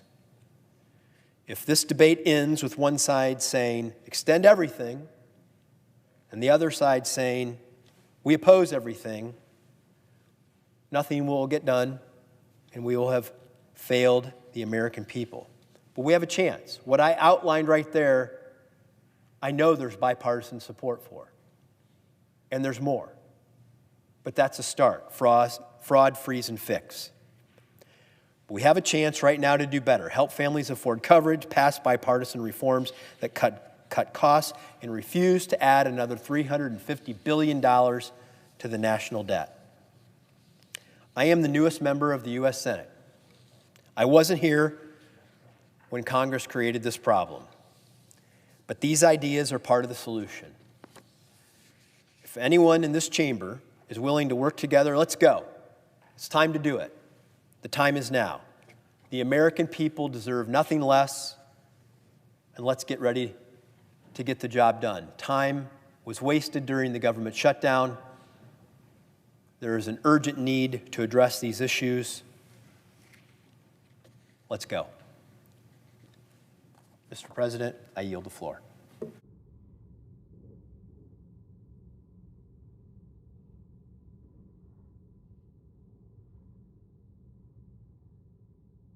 Mr. President. Senator from Florida is recognized.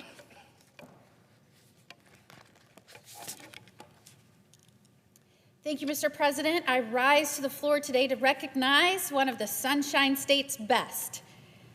On a Sunday morning in October, Officer Andrew Hines was on regular patrol duty with the Riviera Police Department, Riviera Beach Police Department, they would correct me, when he spotted smoke coming from a neighborhood.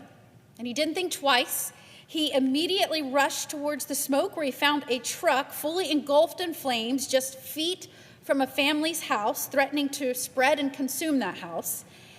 Neighbors flagged him down, told him that people were still inside, including small children. Officer Hines didn't hesitate. With fire consuming the truck, and while suspecting the vehicle could explode at any moment, he quickly called dispatch, banged on the door to wake up the family, and quickly moved everyone out of the home to get them out of harm's way. The family of 4 inside was asleep and unaware of the fire, and it is no doubt that Officer Hines' quick reaction and calm under pressure saved their lives and their home. I am so proud to honor this heroic act today on the U.S. Senate floor. as one of the nation's newest U.S. senators with our Florida's Finest Award. Ever since I was Florida's Attorney General, and now as our state's newest United States Senator, it's been important to me to continue to honor the extraordinary work of our selfless law enforcement officers that protect Floridians every day. Our Florida's Finest Award honors those Floridians and law enforcement officers who demonstrate selfless courage that go above and beyond in service to their fellow man. And because of this officer's quick response and his own willingness to put others' safety ahead of his own safety, a tragedy was averted. I'm so grateful for Officer Hines and all of Florida's amazing law enforcement officers who on a daily basis put service above self. They are all making our state, the great state of Florida, stronger and safer. Thank you for allowing me this moment, Mr. President, to recognize this incredible law enforcement officer with our Florida's Finest Award, and I yield back.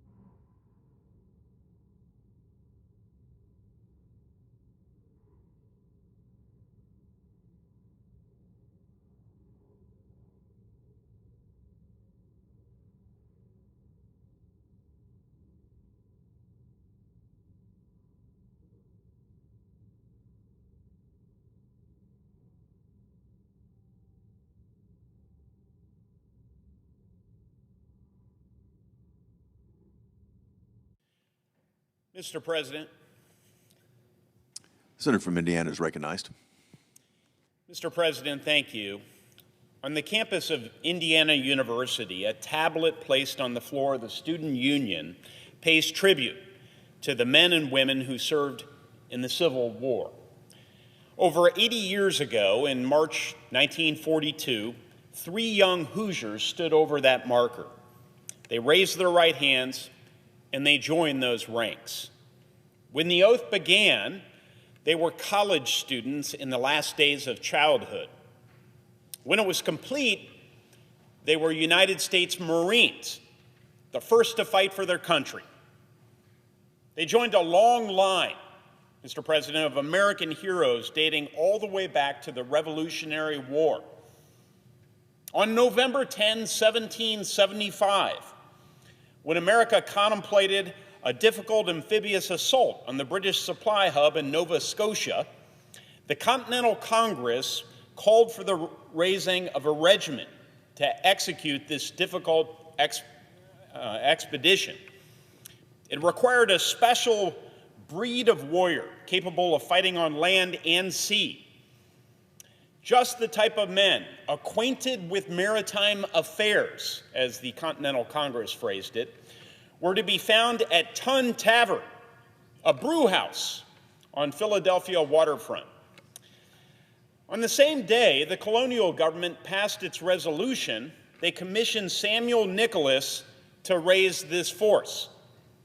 And not long after, he walked through the tavern's door, appointed its owner, Robert Mullen, chief recruiter. Together, with the lure of high adventure, mugs full of cold beer, and the call to defend their homes, they enlisted 2 battalions of men. These men were the first members of the United States Marine Corps. So beginning on that day in Philadelphia to countless days like the one on the campus of Indiana University, millions of men and women have answered their nation's call. For 250 years, from the shores of Nassau to the walls of Abbey Gate, they've defended our flag, our way of life, and freedom's friends far from its shores. They've been asked and often done the impossible. Because of their daring, their relentlessness, and their ingenuity, the United States Marine Corps will always be synonymous with danger. Danger to any foe that would threaten the American people. A history of vanquished foes can testify to this. Barbary pirates, whose strongholds leathernecks marched across the African desert to conquer. British redcoats, mowed down during the Battle of New Orleans, when Marines formed the center of the city's defense under General Jackson. Mexican cadets, who watched as Marines stormed the halls of Montezuma and raised the Stars and Stripes over Chapultepec Castle. German soldiers, driven from Belleau Wood by the greatly outnumbered 4th Marine Brigade. Japanese troops who bombarded Marines as they landed on the black sands of Iwo Jima and then listened from their bunkers as the Americans cheered while 6 members of the 5th Marine Division planted their flag at the summit of Mount Suribachi. The Al-Qaeda insurgents killed and captured in Fallujah when the Marines fought from street to street, house to house. These and countless other battles were won at terrible cost. Tens of thousands of Marines killed or wounded in action. Widows and widowers, sons and daughters left behind. Mr. President, the history of the Marine Corps is one of incredible heroism and great sacrifice. But to reduce the Marine Corps only to those virtues is, I believe, to understate its importance in American history. Marines are not simply warriors, but, as Ronald Reagan once said, the ideal of soldierly virtue. On the wall of my office hangs my Mameluke, the curved saber a Marine carries at his side. Its history began on the shores of Tripoli, when that band of Marines took the Libyan port city of Derna. For this victory, they were awarded a Mameluke from an Ottoman prince. 2 decades later, it officially became part of a Marine officer's dress uniform. Today, its use is largely ceremonial, but if used wisely, it becomes a tool with multiple purposes, like the Marine who carries it. You see, Marines are not just taught the virtues that make men and women soldiers: courage under fire, physical strength, but they're also taught the virtues that make them good citizens once their service has ended. This photograph captures the moment in 1942 when those 3 young Indiana University students swore the oath, an oath to defend their country. The lives of the men in it, on the battlefield and off of it, demonstrated what it means to be a United States Marine. They were honorable, Mr. President. 3 years after the picture was snapped, the man at its center wandered around Okinawa. He was searching for souvenirs to send home. He was there as part of the American assault on the island, which was a precursor to attacks on the Japanese mainland. "The death and destruction leave bad taste in my mouth," he wrote, "and strike me deeply as the horrible part of the war." This from Lieutenant Maurice Pat David, as he wrote his family in Nashville, Indiana. But his cause was just, he wrote. The bodies of old women and young girls murdered by the Imperial Japanese Army proved it. He encouraged his parents not to worry about his safety, But months later, he was severely wounded, returned to the States, and later awarded a Purple Heart. Through his service in the Corps, Lieutenant Colonel David attended law school in Washington, D.C. Then he served as a legal officer before retiring from the Marine Corps after 22 years of service. He then returned home to southern Indiana, settling in Columbus with his wife and daughters. Lieutenant David served his country with honor during his time in the Marine Corps, and he did the same for his community after the war concluded. He was elected a Superior Court judge, practiced law for nearly 20 years, and after retiring, he served as a senior judge. As a lawyer, he was dedicated to his clients. As a judge, he treated the attorneys before him thoughtfully, reasoning they were his clients as well. When he died in 2016, it was after living a life defined by what he learned in the United States Marine Corps: integrity, devotion to justice, service of a cause greater than oneself. These men were courageous, too. In fact, the man to Lieutenant David's right in the photo was Leonard Alford of Garrett, Indiana. A year after he stood at the memorial plaque in Bloomington, Alford sat in a tent staring at the Pacific Ocean. "I know you've been worried because you haven't heard from me," he wrote to his parents from an island he was not at liberty to name. He had earned a Silver Star, leading the men of the 4th Marine Raider Battalion in the Battle of New Georgia, as his men fought across the Solomon Islands. Afterwards, they were redesignated the 2nd Battalion, 4th Marines, and Alford was made company captain. Members of the original 4th Marine Regiment were lost on Bataan and Corregidor. "We hope to be able to keep their good name," he shared with his family. Because of Captain Alford's courage, they did. 2 years later, when Captain Alford was awarded a 2nd Silver Star, which was turned to gold, it was awarded posthumously. In the closing weeks of the Okinawa campaign, he led a charge towards one of the island's remaining Japanese strongholds. Under heavy fire, ignoring his safety, he steadied the Marines, ensured their advance, and he sacrificed his life for the success of the campaign and the freedom of his country. Oh, they were committed too. In fact, the last man in the photo was Corporal John Irwin Murray of Hartford City, Indiana. In the years after the photo was taken, John Murray remained on campus drilling with Pershing rifles. After graduation, he trained on Parris Island. Corporal Murray spent 16 months on Guadalcanal and Guam. Then he was deployed to China with the 6th Marine Division.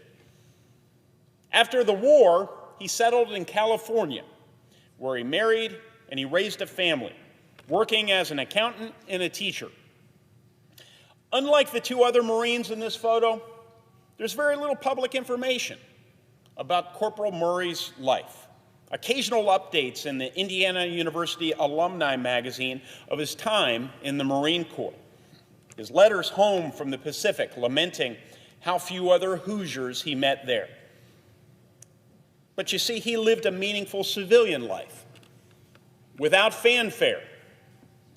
Commitment to duty doesn't demand glory or a long military career. It's about showing up when needed and then quietly contributing to society afterward. Our service continues in the everyday work of building communities and supporting families. Corporal Murray represents something essential about the Marine Corps. Most of us who serve will return to become good citizens, neighbors, and workers, carrying a sense of duty into ordinary life. That's not less important than the other 2 paths.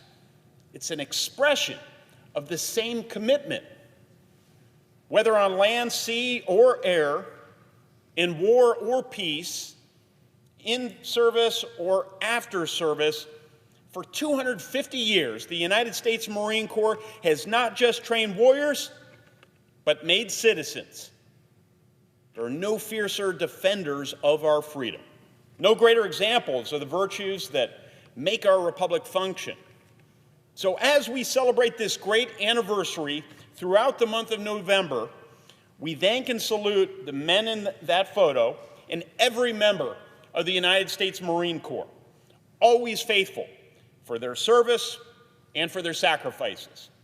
It is impossible to imagine America without the Marines. Thank you, Mr. President. I yield the floor. Absence of a quorum. The clerk will call the roll. Ms. Also Brooks.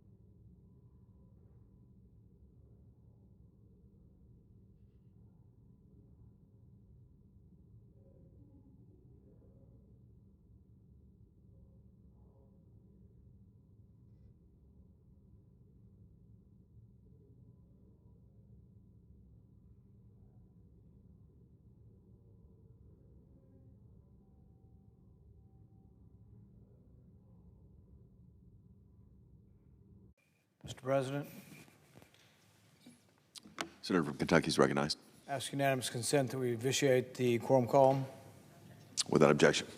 and ask that we commence with the previously scheduled vote. Without objection. Under the previous order, the joint resolution is considered read a third time. The question occurs on passage of the joint resolution.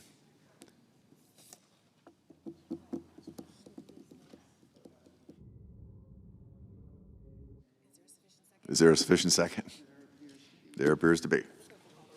Clerk will call the roll. Ms. Alsobrooks, Ms. Baldwin, Mr. Banks, Mr. Barrasso, Mr. Bennett, Mrs. Blackburn, Mr. Blumenthal, Ms. Blunt Rochester, Mr. Booker, Mr. Bozeman, Mrs. Britt, Mr. Budd, Ms. Cantwell, Mrs. Capito, Mr. Cassidy, Ms. Collins, Mr. Coons, Mr. Cornyn, Ms. Cortez Masto, Mr. Cotton, Mr. Kramer, Mr. Crapo, Mr. Cruz, Mr. Curtis, Mr. Daines, Ms. Duckworth, Mr. Durbin, Ms. Ernst, Mr. Fetterman, Mrs. Fisher, Mr. Gallego, Mrs. Gillibrand, Mr. Graham, Mr. Grassley, Mr. Haggerty.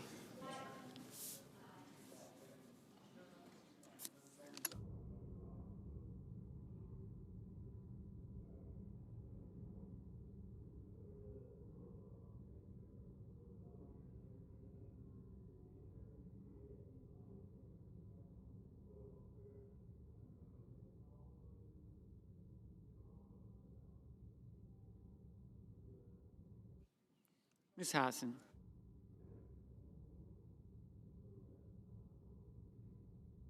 Mr. Hawley.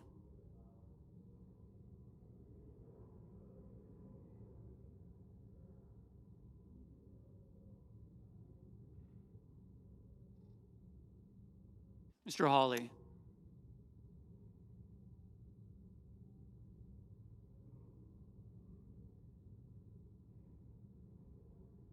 Mr. Heinrich. Mr. Hickenlooper. Ms. Hirono.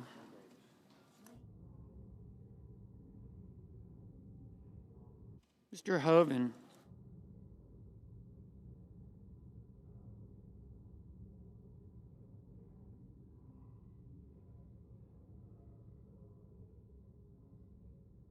Mr. Husted.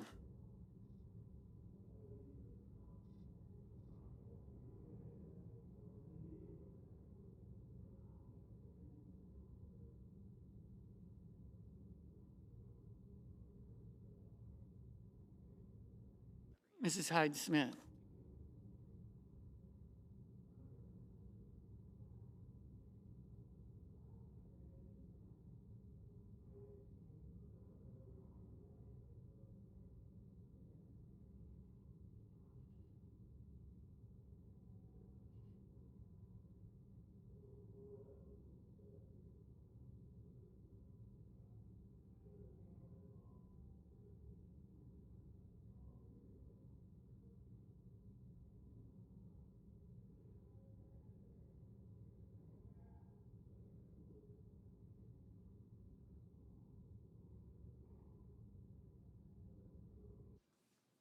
Mr. Johnson.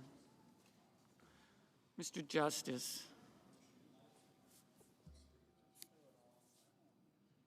Mr. Kane.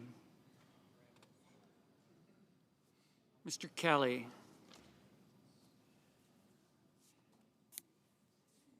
Mr. Kennedy. Mr. Kim.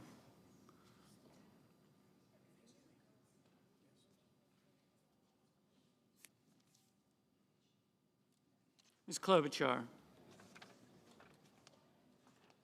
Mr. Lankford. Mr. Lee. Mr. Lujan. Ms. Lummis. Mr. Markey. Mr. Marshall. Mr. McConnell.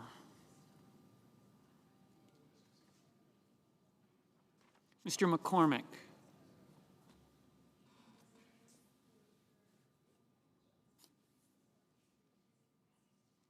Mr. Merkley, Mrs. Moody, Mr. Moran, Mr. Moreno.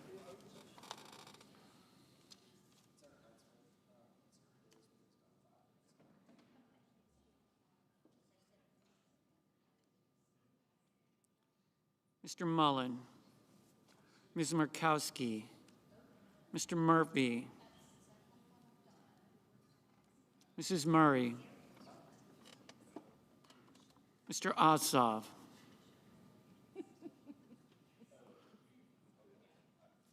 Mr. Padilla, Mr. Paul, Mr. Peters, Mr. Reed, Mr. Ricketts, Mr. Risch, Ms. Rosen, Mr. Rounds, Mr. Sanders, Mr. Schatz, Mr. Schiff,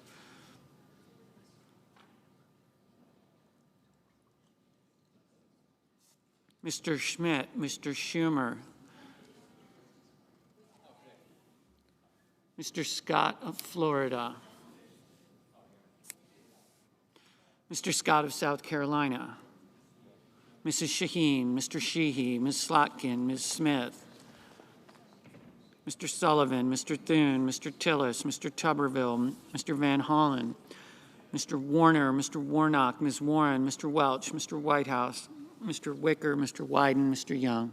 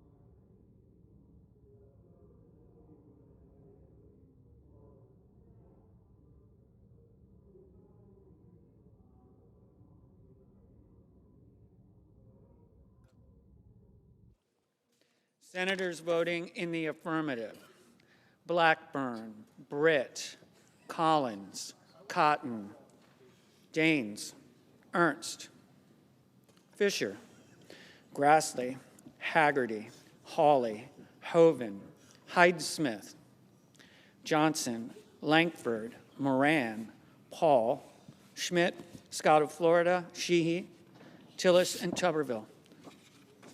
Senators voting in the negative: Kim, Markey, Murphy, Schiff, Warner, and Welch. Mr. Heinrich, no. Mr. Bozeman, aye.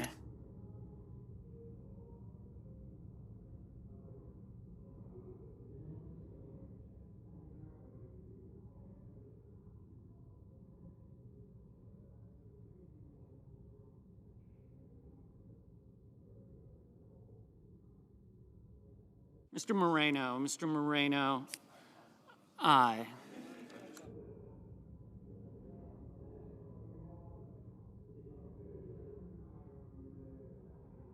Mr. Kennedy, aye.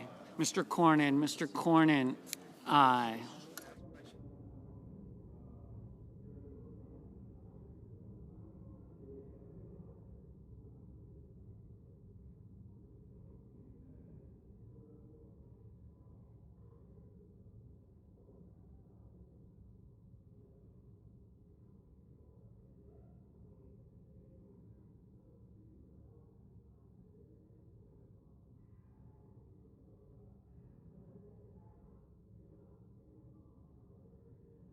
Mr. Barrasso, aye. Mr. Husted, aye. Ms.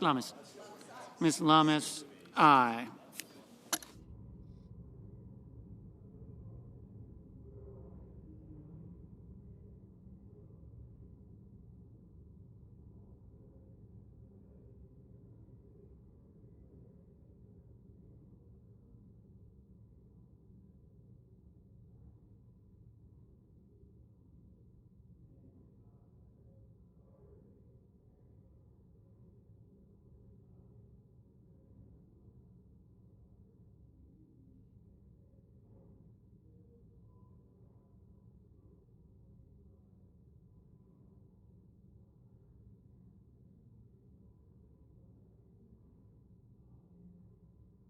Mr. Crapo, aye. Ms. Smith, no. Mr. Marshall, aye. Mr. Durbin, no. Mr.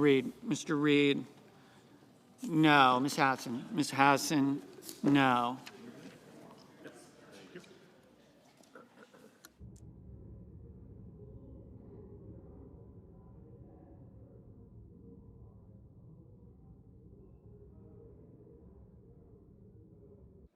Mrs. Moody, aye.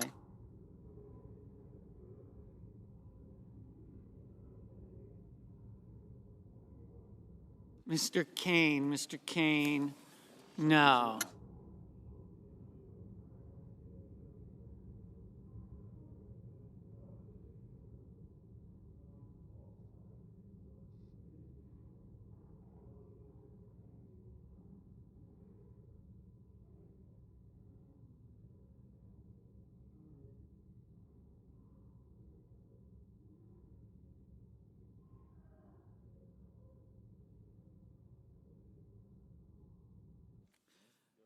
Mr. Van Hollen, no.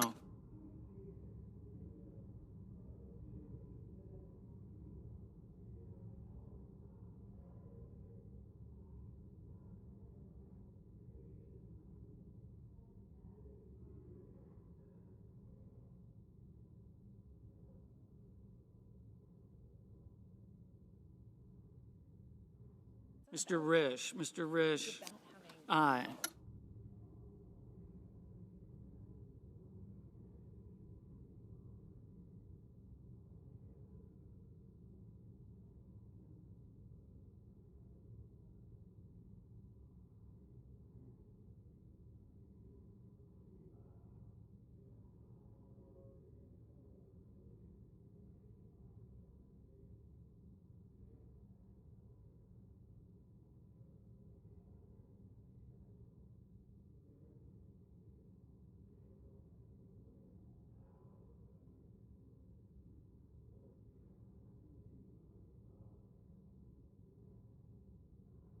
Mr. Sanders, Mr. Sanders, no. Mr. Budd, aye.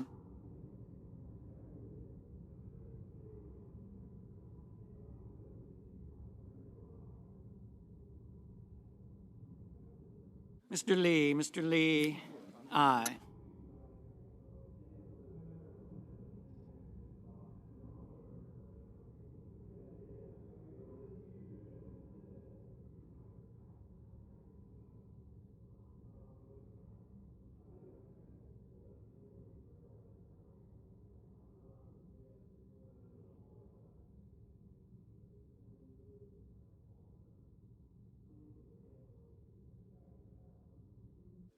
Ms. Blunt Rochester, no.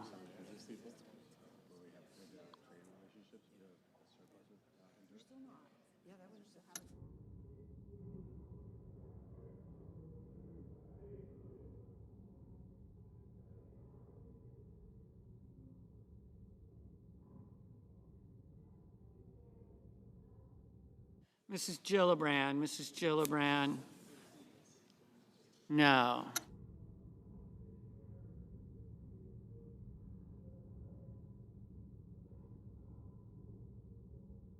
Ms. Hirono, no.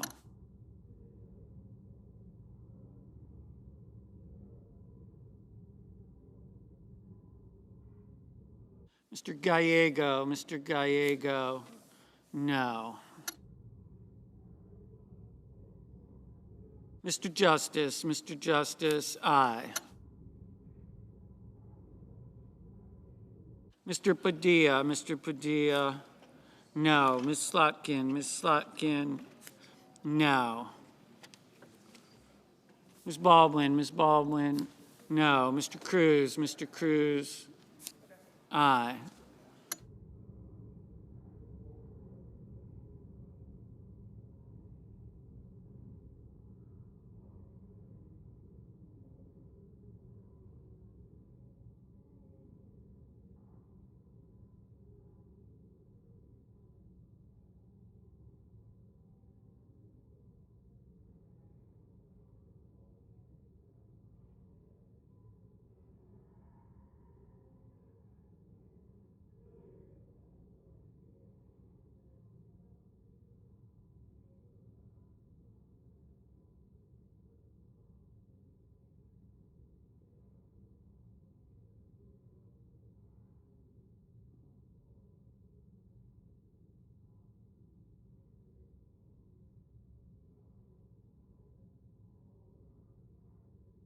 Mr. Ricketts,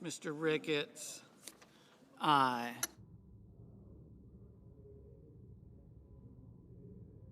Mr. Thune, aye.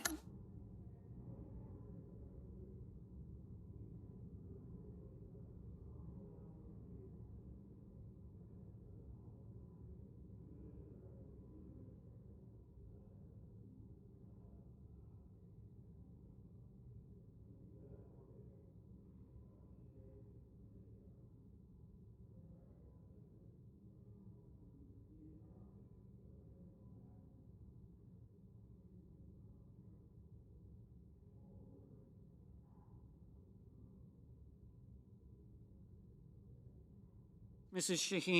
Shaheen, no. Mr. McConnell, aye.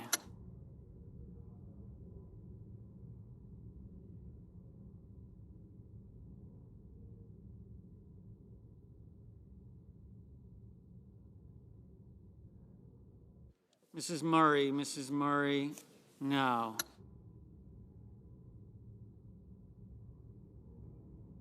Ms. Alsobrooks, no.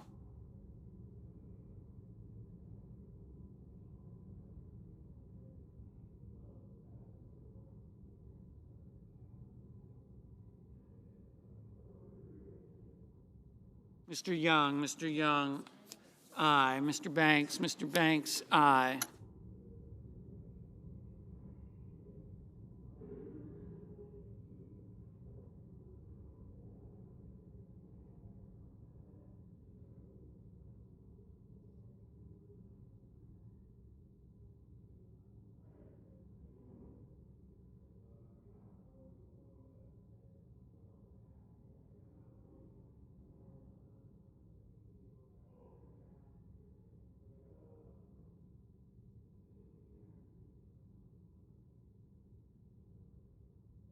Mr. Schumer, Mr. Schumer, no.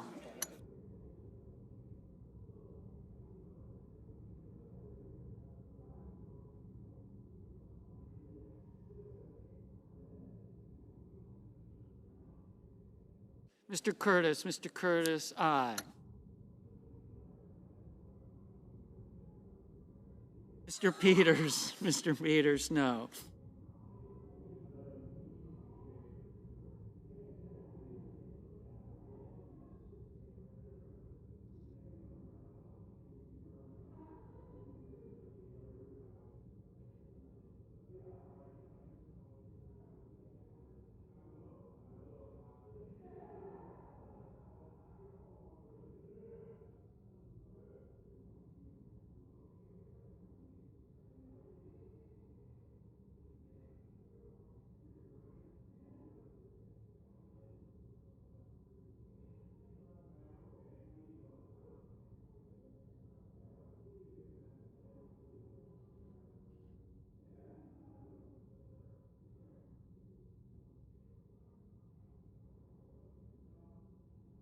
Mr. Wyden, no. Mr. Lujan, no.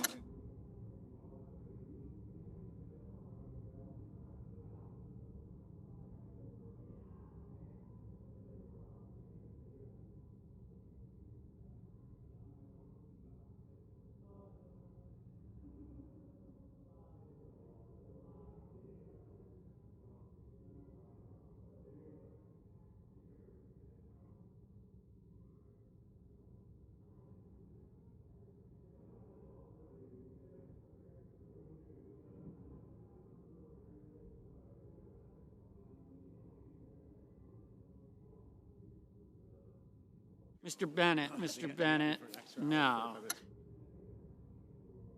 Ms. Murkowski, aye. Mr. Kramer, aye. Mr. Sullivan, aye. Mr. McCormick, aye.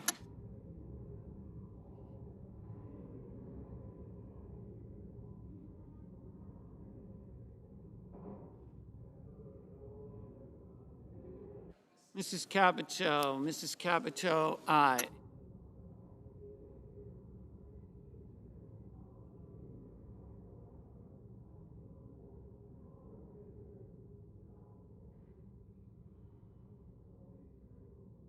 Mr. Cassidy, aye.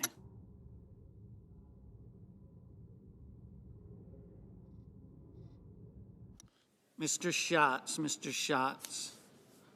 no.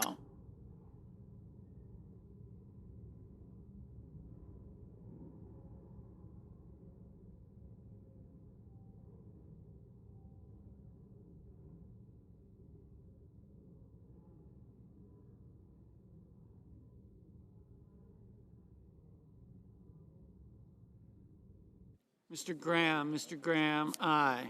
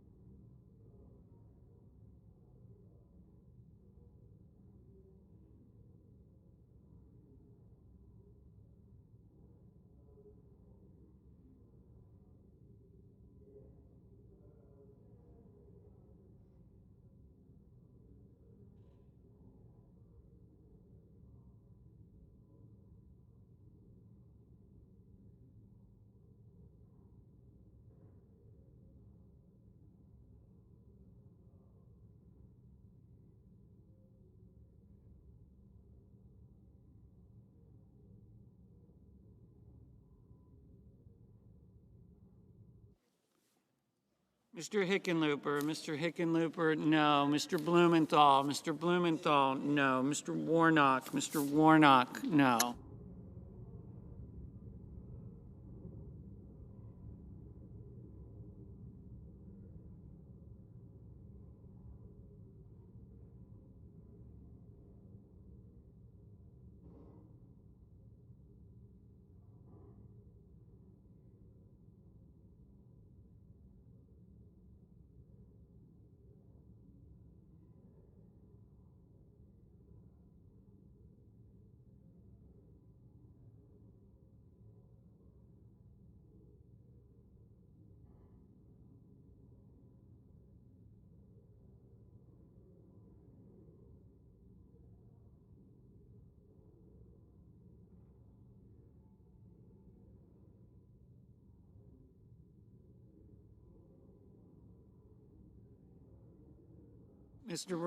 Mr. Rounds, aye.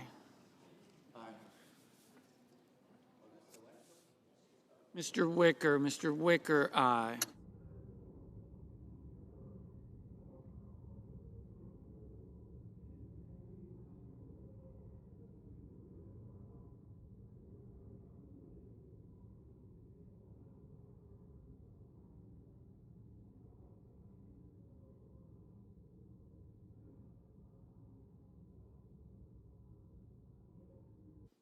Miss Rosen, no.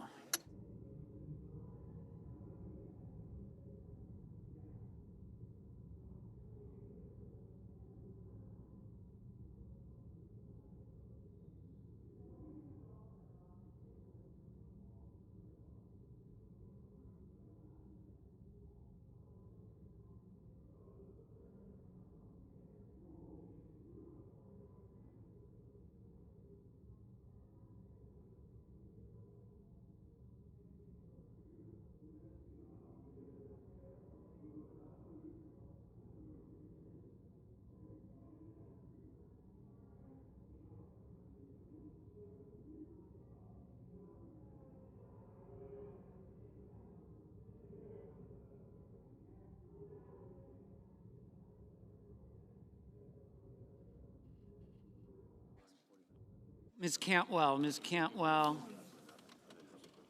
no.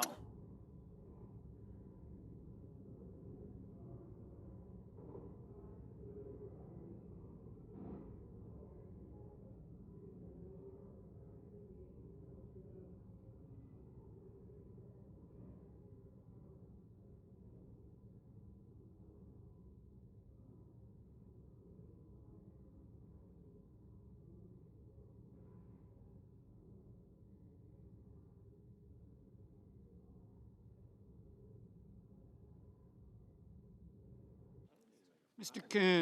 Coons, no.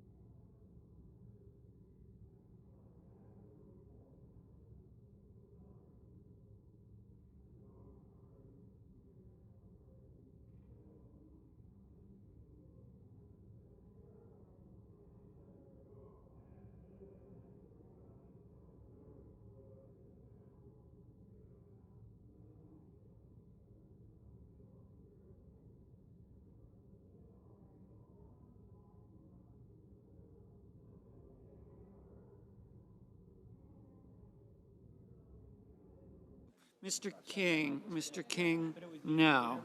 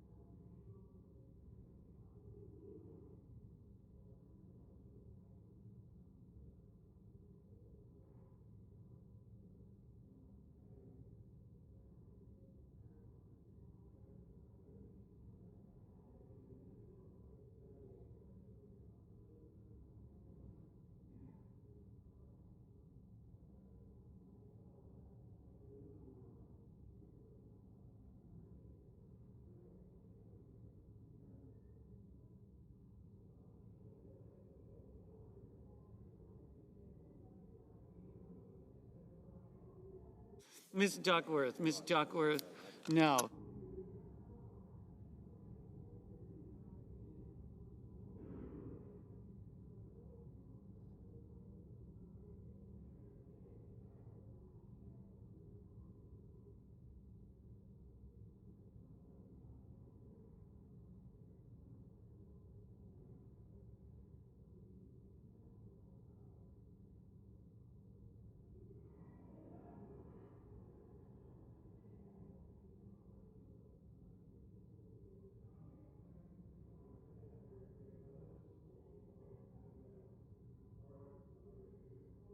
Mr. Booker, no.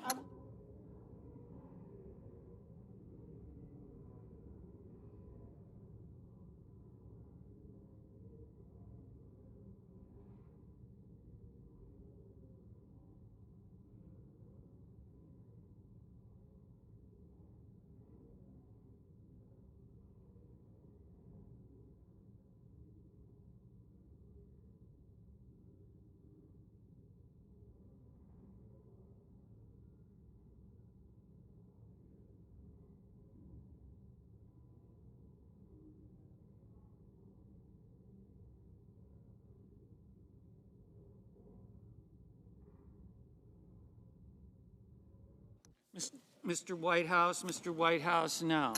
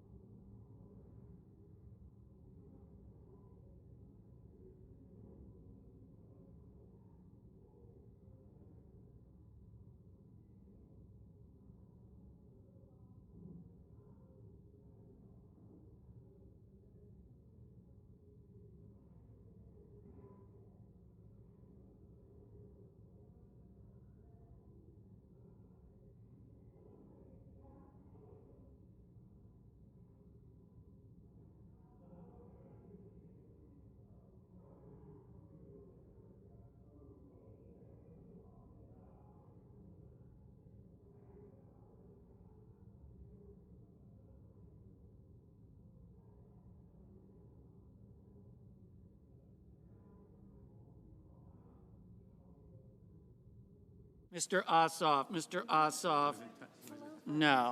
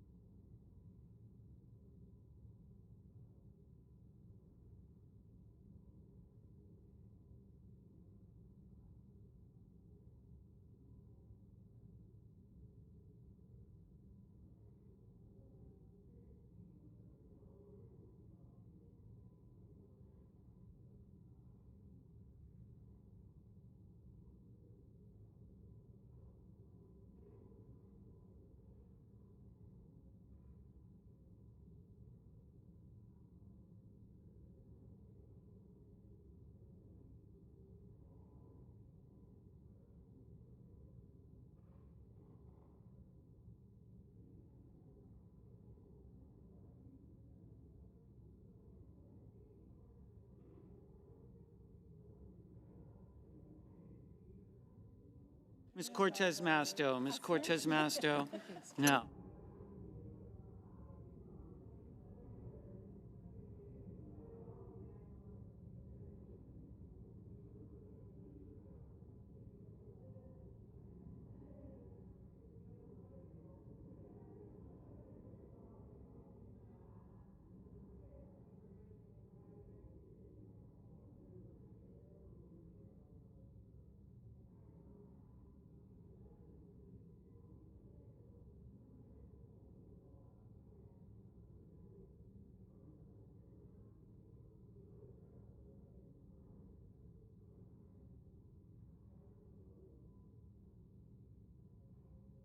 Mr. Markley, no.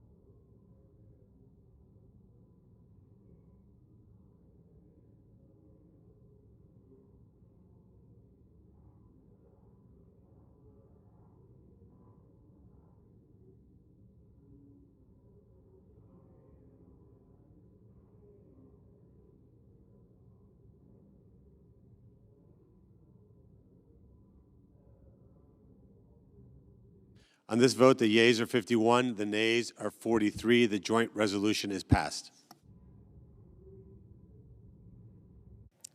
You ready? I recognize the senator from Kansas. Mr. President, I ask unanimous consent that the Senate be in a period of morning business with senators permitted to speak for up to 10 minutes each. Without objection. Mr. President, I'd also like to ask unanimous consent to use a prop during my remarks. Without objection. Mr. President, before I start talking today, I just want to pause for a moment to take a quick drink of the most nutritious, delicious drink known to humankind. So here's to healthy bones, and here's to all the hardworking dairy farmers across Kansas and across America.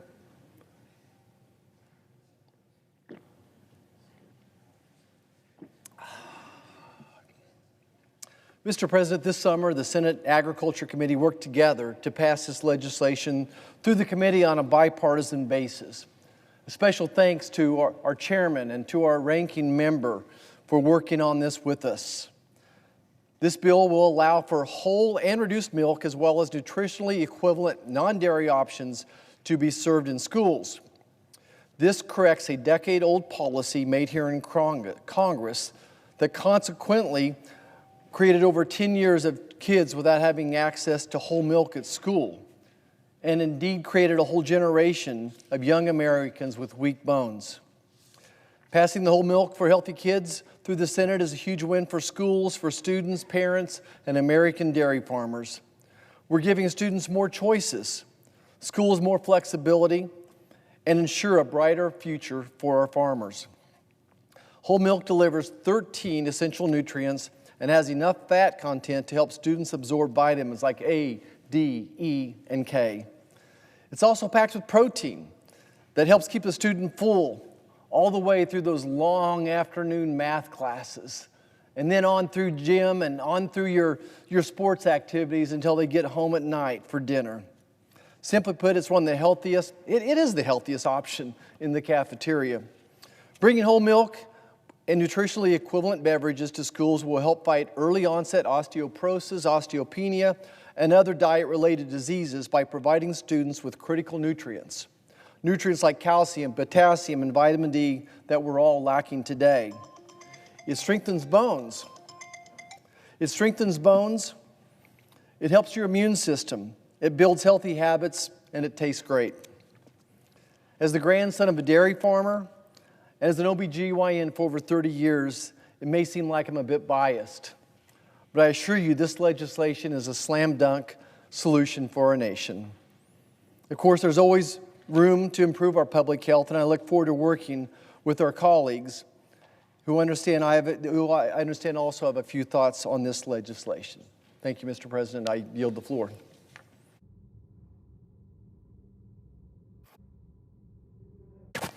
As a senator from Vermont. Well, I want to thank my colleague, the senator from Kansas, and I want to join him in drinking a glass of whole milk. And my only regret is it's not Vermont milk, but I got to tell you, the best milk is made in Vermont. Thank you very much. You know, the senator was saying this is a very serious thing in two ways. Number one, we've got to have good nutrition for our kids. And the senator from Kansas outlined why milk is so good. And of course, I remember growing up and going to grammar school and look forward to milk. We had milk breaks, and it made a difference to pay attention in those afternoon classes and to be active in your sports activities right after that. And the second reason is that the dairy farming industry, it's not so much an industry as it is a way of life. And in Vermont, the hardest working people we have are our dairy farmers. And it is a hard, hard job. But it's one where families have done it from generation to generation.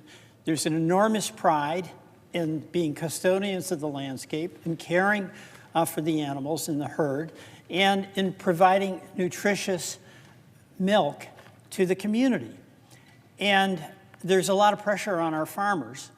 And this whole milk bill is an acknowledgement of the extraordinary contribution that the dairy farmers in the state of Vermont make to the entire state of Vermont, that the dairy farmers in America make to all of America, including, of course, those wonderful dairy farmers in the great state of Kansas. Now, on this bill, we've had incredible cooperation from our senators who've raised a very important concern. Some people are lactose intolerant. They can't drink milk. And the way the legislation was written, but actually because of something that went back to the Truman years, there's some suggestion that's a disability. And I want to thank Senator Alsobrooks, who is here, for bringing this to our attention along with Senator Warnock and working with us to try to get through this so that there's no question about this being a, quote, disability. This is about folks who have the ability, who can drink milk, having access to milk, and it's about honoring our dairy farmers for the hard work they do. So I am really happy to be here with my colleague, and I understand Senator Alsobrooks may have some questions, and I'll yield to her for that purpose. Thank you, Mr. President, and thank you so much to Senator Welch. I recognize the senator from Maryland. Thank you. I also want to say thank you so much to Senator Welch and Senator Marshall and my colleagues who are here today and all the members of the Senate Agriculture Committee for their bipartisan work on this legislation. This legislation rightfully provides more options for parents, students, and teachers, which will benefit our children and their families. Specifically, this legislation will allow schools to provide whole milk, but also make it easier for parents to request that their child be provided with a milk alternative if their child suffers from lactose intolerance. I do, however, remain concerned about the continued classification of lactose intolerance as a disability. I want to be clear that this issue predates the Whole Milk for Healthy Kids Act, and the bill does not create this problem. Lactose intolerance of some degree affects more than 50% of the population. The classification of lactose intolerance as a disability can cause confusion for parents who would not refer to their lactose intolerant child as having a disability, especially given the high prevalence of lactose intolerance. So they may not realize that they can write a letter asking for their child's school to provide a milk alternative, and it creates an undue stigma. I want to thank my colleagues and their teams for their receptiveness to my concerns. Most especially want to say thank you so much to Senator Welch and also again to Senator Marshall, and for the discussions that we and our teams have had around them. After those discussions, I understand why my colleagues prefer not to use the Whole Milk for Healthy Kids Act as the vehicle to address these concerns, and therefore I have agreed to lift my hold on the bill in exchange for a commitment from my colleagues to work with me to find an appropriate legislative solution to address this long-standing problem. So again, I want to thank my colleagues and the members of the Senate Agriculture Committee for their work on this bill that ensures that schools will provide healthy milk and milk alternative options for our children. I look forward to working with you to further support the children and families in all of our states. I yield back the floor. Recognize the senator from Vermont. I want to thank Senator Alsobrooks. As usual, she's right, and there's 2 points. One is we want to make certain that the parents have the ability on behalf of their children to choose an alternative that's best for their kids. So this is not about forcing people to drink milk or depriving parents of the responsibility and power they have to make certain that their kids are healthy. So thank you so much, Senator Alsobrooks, for that. And then secondly, the lactose intolerant point the senator makes is valid, and that's why I am enthusiastically looking forward to working with her so that we make certain that there's no stigma associated with a person who is lactose intolerant. So thank you so much for your cooperation on this, Senator, and you have my commitment to work with you to try to resolve what is an anomaly and shouldn't be there. And I yield back. Mr. President. Recognize the senator from Arkansas. I'm proud to join my colleagues in emphasizing the importance of whole milk in a healthy school lunch and to urge Senate action to ensure a balanced diet for school-aged children. I rise today in support of S-222, the Whole Milk for Healthy Kids Act. This legislation has been discussed would allow schools participating in the National School Lunch Program to once again offer whole and reduced fat milk while also expanding the options for nutritious non-dairy beverages. The good news is this legislation has support in the Senate and was unanimously reported out of the Senate Agriculture Committee earlier this year. My main message today is to thank Senators Marshall and Welch, along with Senator McCormick and Fetterman, for leading the bipartisan legislation and championing policies that promote a balanced diet and increase dairy consumption for students, something dietary experts who testified before the Ag Committee agree is important to their long-term health. I also appreciate the interest of colleagues who want to ensure these changes support their constituents, and I look forward to continuing to work to secure that result. I also want to thank Senator Alsobrooks for engaging in a very constructive way regarding the bill, and I look forward to continuing to work with her to try and figure out how we can go forward and deal with the comments that she's made or concerns that she's made. I was on the school board for 7 years, and these things are important. Labels are very, very important, so we appreciate you. I'm proud to share a commitment also with her in supporting school meals and to lead the committee in making common sense updates that strengthen children's capabilities in and out of the classroom. I look forward to continuing our work in the Senate to make sure perspectives and concerns of constituents from Maryland are considered. Finally, I want to recognize Paul Bleiberg, whose tireless advocacy on behalf of America's dairy farmers helped to ensure this important legislation progressed through the U.S. Senate. I look forward to moving this bill across the finish line in the Senate, and I'm hopeful our colleagues in the House can build on this momentum. Again, thank you guys so much for all of your work, your collaboration. This is how this place ought to work, and you're a great example of that. With that, I yield back. President. Recognize the senator from Kansas. Before we wrap up this Whole Milk for Healthy Kids Act, I just want to go back and a couple of thanks as well. Senator Welch, it's always a joy to work with you, whether we're trying to connect America to high-speed internet or get milk to schools. It's always a joy. I appreciate your hard work and greatly appreciate your staff and my staff as well. I think our staff never gets enough credit. They did all the heavy lifting. The chairman and ranking member, of course, and their staff, and the Ag Committee staff as well. Senator Alsobrooks, thank you so much for coming down this morning and giving us, educating me as well on this disability issue as well. And I see a senator from New Mexico, Lujan, is here as well, is also engaged in this effort as well, and we appreciate his support, and many, many, many others. So a big thanks. This has been a multi-year process for my staff, a personal goal. I was raised on whole milk. I didn't know there was anything except whole milk. And I always wondered why all of a sudden our youth weren't drinking any milk. And just many of us prefer the taste of it. And guess what? Nutritionally, I think it has some really great qualities as well. All right, so Mr. President, I'd like to ask unanimous consent that the Senate proceed to the immediate consideration of calendar number 111S222. The clerk will report. Calendar number 111S222, a bill to amend the Richard B. Russell National School Lunch Act to allow schools that participate in the school lunch program to serve whole milk and for other purposes. Without objection, the Senate will proceed to the measure.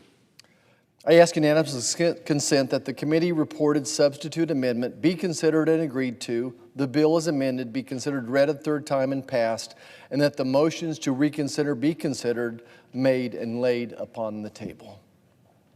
Without objection? Congratulations.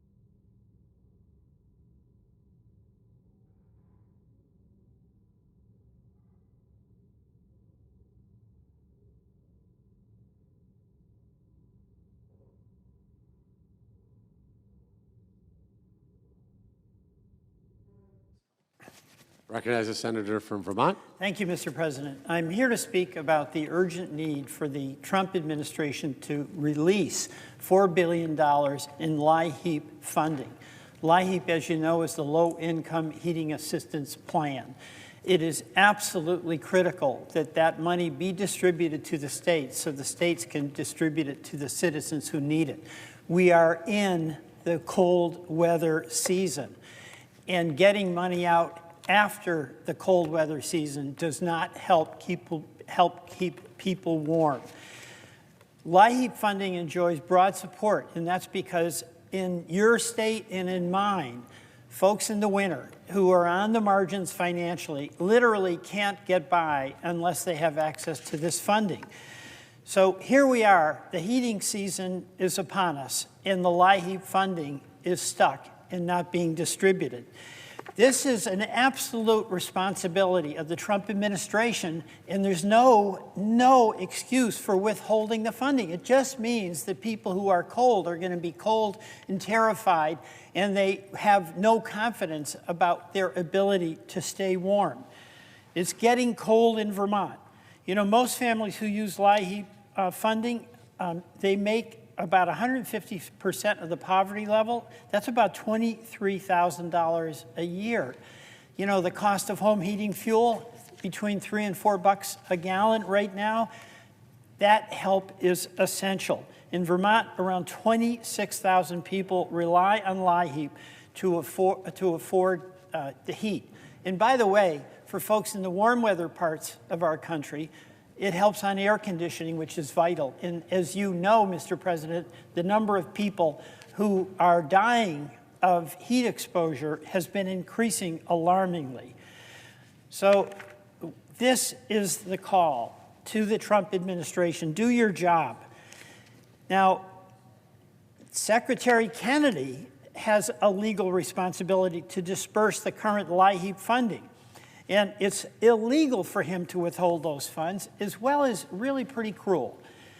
The reality is that this summer, we in Congress came together on a bipartisan basis to increase and to pass the $4 billion in funding for the program. And again, I emphasize, it's not a red state, blue state deal. It's not a Republican-Democratic deal. It's a person who's in a home, doesn't have money, and is cold. That's what it's about. So I'm calling on President Trump and Secretary Kennedy to stop stalling and to act with alacrity and release the LIHEAP funding for the benefit of the people in the state of Vermont and in every state in this country who depend on it. Mr. President, I yield back.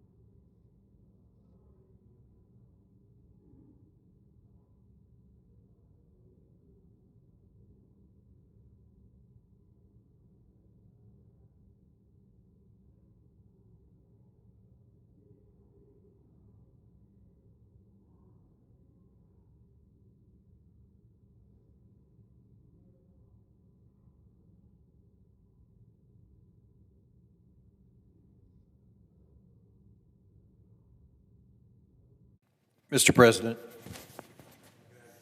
I recognize the senator from New Mexico. Mr. President, last week Republicans in Congress passed a government funding bill that denies affordable health care to millions of Americans. But what most people don't know is that they also voted to provide millions of dollars to a few Republican senators in a blatant tax-funded cash grab. Here's what happened. In the process of passing government funding legislation, Senate Republicans airdropped a provision into the bill at the last minute. This provision allows 8 Republican senators to collect millions of dollars from the U.S. government, when what the Department of Justice did was to lawfully subpoena those phone records during a grand jury investigation. But now these 8 senators can sue the government for at least $500,000 for each individual instance of a lawful access to those phone records. That means that each senator could actually pocket millions of dollars, and that money would be paid from your hard-earned tax dollars. And that's even though the law was followed by the government at the time. And frankly, this is just outrageous to me. This is at the exact same time as 22 million Americans could see their health insurance premiums skyrocket because Republicans refused to extend the ACA tax credits. This is at the exact same time as millions of seniors and veterans and families are learning that they will lose their SNAP food assistance altogether because of President Trump's big bad bill. It's at the exact same time as families across my home state of New Mexico and across America are wondering how they will put Thanksgiving food on the table or how they will put presents under the tree in a month. How they will fuel their car to get to the job that's in jeopardy now because of President Trump's cancellation of federal grants, exorbitant tariff taxes, and overall recklessness. But instead of fixing all of that, instead of tackling the affordability crisis in this country, instead of blocking President Trump's tariffs and undoing his war on American jobs, instead of fighting to protect the 41 million people whose SNAP benefits were in jeopardy during Trump's shutdown, Republicans made time to insert this payoff. It's unprecedented in American history. Let's put it another way. Everyday people are struggling.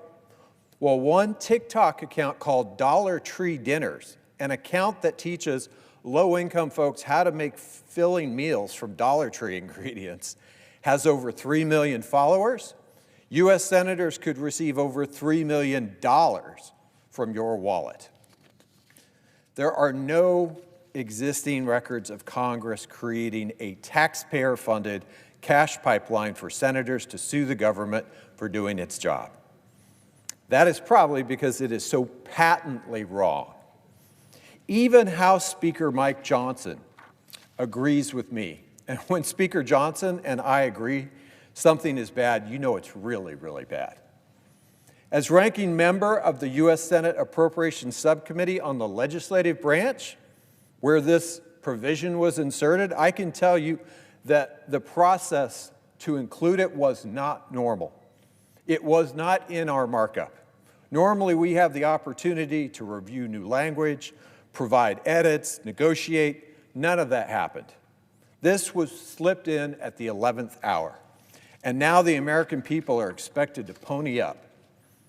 I am furious that the Senate Majority Leader chose to airdrop this provision into that bill in particular, with zero negotiation with the subcommittee that actually oversees this work. And it is why this week I introduced a bill with U.S. Senator Mark Kelly to shut down this taxpayer-funded payoff. We must reverse this last-minute giveaway that lets a few senators pocket millions of dollars of taxpayer money while millions of Americans are revisiting their budgets to figure out how to make it to the end of the month. Like my Anti-Cash Grab Act, H.R. 6019 will eliminate the retroactive $500,000 per instance cash claims for senators. It will block millions in taxpayer-funded kickbacks to politicians, and it still keeps the door open for legitimate reforms to notification requirements without any of the self-enriching loopholes. Now, I disagree with the title of H.R. 6019, but I agree on the substance, and that's what matters here. The truth is that a country where a sitting elected official can get $500,000 or more in one go, while people around the country see their monthly costs rise by hundreds or thousands of dollars, that is a country that is not serving the people. This is not the America I know, and it's not the America we should be. This is a test. This is a test of whether Congress works for hardworking families across America or for DC insiders. It is, to put it clearly, a test of our accountability, our transparency, and most of all, our integrity. I know which side I'm on. Mr. President, I would ask unanimous consent that the Senate proceed to the immediate consideration of H.R. 6019, which was received from the House and is at the desk. And I ask unanimous consent that the bill be considered read 3 times and passed, and the motion to reconsider be considered made and laid on the table. Is there objection? Reserving the right to object. I recognize the senator from South Carolina. Thank you very much. I object to a lot of stuff being said, but let's just start with sort of the facts. You said this was a lawful subpoena. What did I do wrong? What did I do to allow the government to seize my personal phone and my official phone when I was Senate Judiciary Chairman? What did I do? There was an order issued that says if I was notified of this breach of my privacy, I'm likely to intimidate witnesses or destroy evidence. Based on what? There are 10 of us involved here. What did we do to justify having Jack Smith issue a subpoena for the phone records of a branch of government, the Senate, where all of us had to decide whether or not to certify the election? So, no, it wasn't lawful. You've determined it was. You don't get to decide. A court does. We're not going to let the Democratic Party decide my fate. We're going to let a judge decide my fate. But I have to get in court and prove my case. To the majority leader, was this provision socialized with a minority leader? I would say to the senator from South Carolina, the answer to that is yes. Was this provision socialized with committees of relevant jurisdiction? The answer is yes. Was this committee was this issue sent to the Ethics Committee? Yes. Okay, so this wasn't Republicans doing this. This was people in the Senate believing what happened to the Senate need never happen again. What happened to the Senate? There's a statute right on point that governs data to be released by the Sergeant of Arms. And it says in that statute, notwithstanding a judicial order, data from the Senate cannot be released by subpoena or even a judicial order without the body being notified because of the separation of powers issue. That statute was violated, and there's no remedy. What are we trying to do to make sure this doesn't happen again to me or you? The reason I think Senator Schumer worked with Senator Thune is they're worried about the body here. We have a contract with Verizon, the Senate does, that requires us to be notified if any senator's phone records are requested or any member working for the body. There were 197 subpoenas issued in Arctic frost. There are 430 Republican groups. Turning Point USA, the Republican National Committee, the Republican Attorney General Association, the Conservative Partnership Institute, Mark Meadows, Stephen Miller, 400-something groups that were targeted. What was going on here? What was Jack Smith up to? What was he trying to do? I think what he was trying to do is use lawfare against Donald Trump. Within 3 days of saying I'm running again for president in 2022 for the 2024 cycle, Jack Smith was appointed special counsel. Within 8 or 9 months, 91 charges were levied against President Trump in New York, Manhattan, Atlanta, Washington, D.C., in the bluest of blue. I wound up getting subpoenaed by Fannie Willis in Fulton County and spent $1.2 million going to that grand jury, having to testify what I did as judiciary chairman. If you'll remember, on January the 6th, I was actually here. I think I did my part to make sure we certified the election. I voted to certify everything. So what's going on here, nobody actually knows. And to the two leaders of the body, thank you for making sure we're going to do something to protect the Senate, not only from what happened to us, but what could happen to anybody in the future. This is really outrageous. You want to use that word? I am really outraged that my private cell phone and my official phone were subpoenaed without cause, that a judge would suggest that I would destroy evidence or tamper with witnesses if I were told about what was going on. And I'm sure the other senators, Hagerty, Hawley, Sullivan, Tuberville, Johnson, Scott, Loomis, Blackburn, Ted Cruz, at least one staff member, the Speaker of the House, now we know, Kevin McCarthy, they asked for his phone records the day he was sworn in as Speaker, and AT&T apparently gave them to him. What's going on here? What did we do? This is why we need to go to court and have our day in court. And the burden will be on me that I was wronged. But there's no doubt if you were the jury, I would have no chance. You've already judged what we're doing. You've made a political statement, so you're not the person to judge. I'm not the person to judge. It's a judge. All of us who were wronged need to have a remedy to that wrong.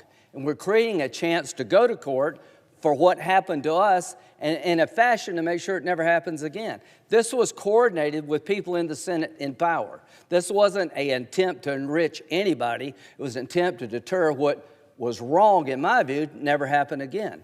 But I'm willing to work with my colleagues about the $500,000. I'm going to sue. I want to let you know. I'm going to sue Biden's DOJ and Jack Smith. I'm going to sue Verizon. It's going to be a hell of a lot more than $500,000. This is twice this has happened to me. I was hauled into court in Atlanta for no good reason, spent $1 million, and the crime is being friends of Trump, being supporters of Trump. This was an abuse of the law. This was weaponization of the law. It's just not me. I'm going to open up the ability to other people who had their phone records subpoenaed, I think unfairly, at least a chance to make that case. There's 197 subpoenas with 400 groups. I'm going to create a statute. Anybody that was in this situation could make a claim, they'll have to prove the claim. We're not going to shut this down. We're not going to act like it's okay when it's not. We're not going to say it's legal because you're a Democrat and I'm a Republican. We're going to have a judge determine whether or not it was legal. I don't think it was illegal at all because I know me. I've done nothing wrong here. I wasn't conspiring with anybody to overturn the election. I did my part to make sure 2020 ended the way it should have. And so to my majority leader, thank you for working with Senator Schumer, and to Senator Schumer, thanks for trying to work together to protect the body. We'll be working together to find a resolution that may be more accommodating, but the idea that I'm backing off and that I'm going to let this go, you can forget that. But it's just not me. It is not about me and what happened to me alone. It's about how this happened to any of us, and it should never happen to any of us again. You've got to have a reason to do what they did that I can't fathom. This is a separate branch of government. Do you really want the Department of Justice coming after United States senators' phone records when there's no warrant involved, when there's no alleged crime involved? You're just fishing around to see who we talked to and what we're talking about? That scares me. It offends me. And I'm going to do something about it. So I object. I think this provision can be changed in a way to be more acceptable to people, but we need to open up the courts to people like me and others that have our rights violated, I believe, but it'd be up to the judge. And what we're trying to do is remedy a wrong. And I think that's why Senator Schumer and the committees of jurisdiction understood why we need to create an avenue. It's me today, it could be you tomorrow. And if you're at home, if they can do this to the United States Senator, what could they do to you? Maybe somebody in the Department of Justice doesn't like your post, doesn't like your political activity, and they want to shut you down. They want to find out who you've been talking to. This is scary stuff. So to Senator Thune, I look forward to working with my colleagues on the other side to find a way to make this section more acceptable, but I am not backing off. I am not going to accept repeal because we need a way forward. To my friends in the House, you need to start worrying about your members. You had the former speaker. You 2 members I know of had their phone records spied upon. So we've got our work to do to clean this mess up in a way to provide remedies to those who may have been harmed, but not to sweep it under the rug. Arctic frost will not be swept under the rug. I will not go quietly. I will keep pushing back on behalf of myself and others in like situation. So with the majority leader, I think you have a proposal here. The objection is heard. Mr. President. I recognize the Republican Yeah, and leader. let me just reiterate what the senator from South Carolina just said, and that is that this measure that we passed does indeed give important protections to members. And I think it's an important defense of separation of powers.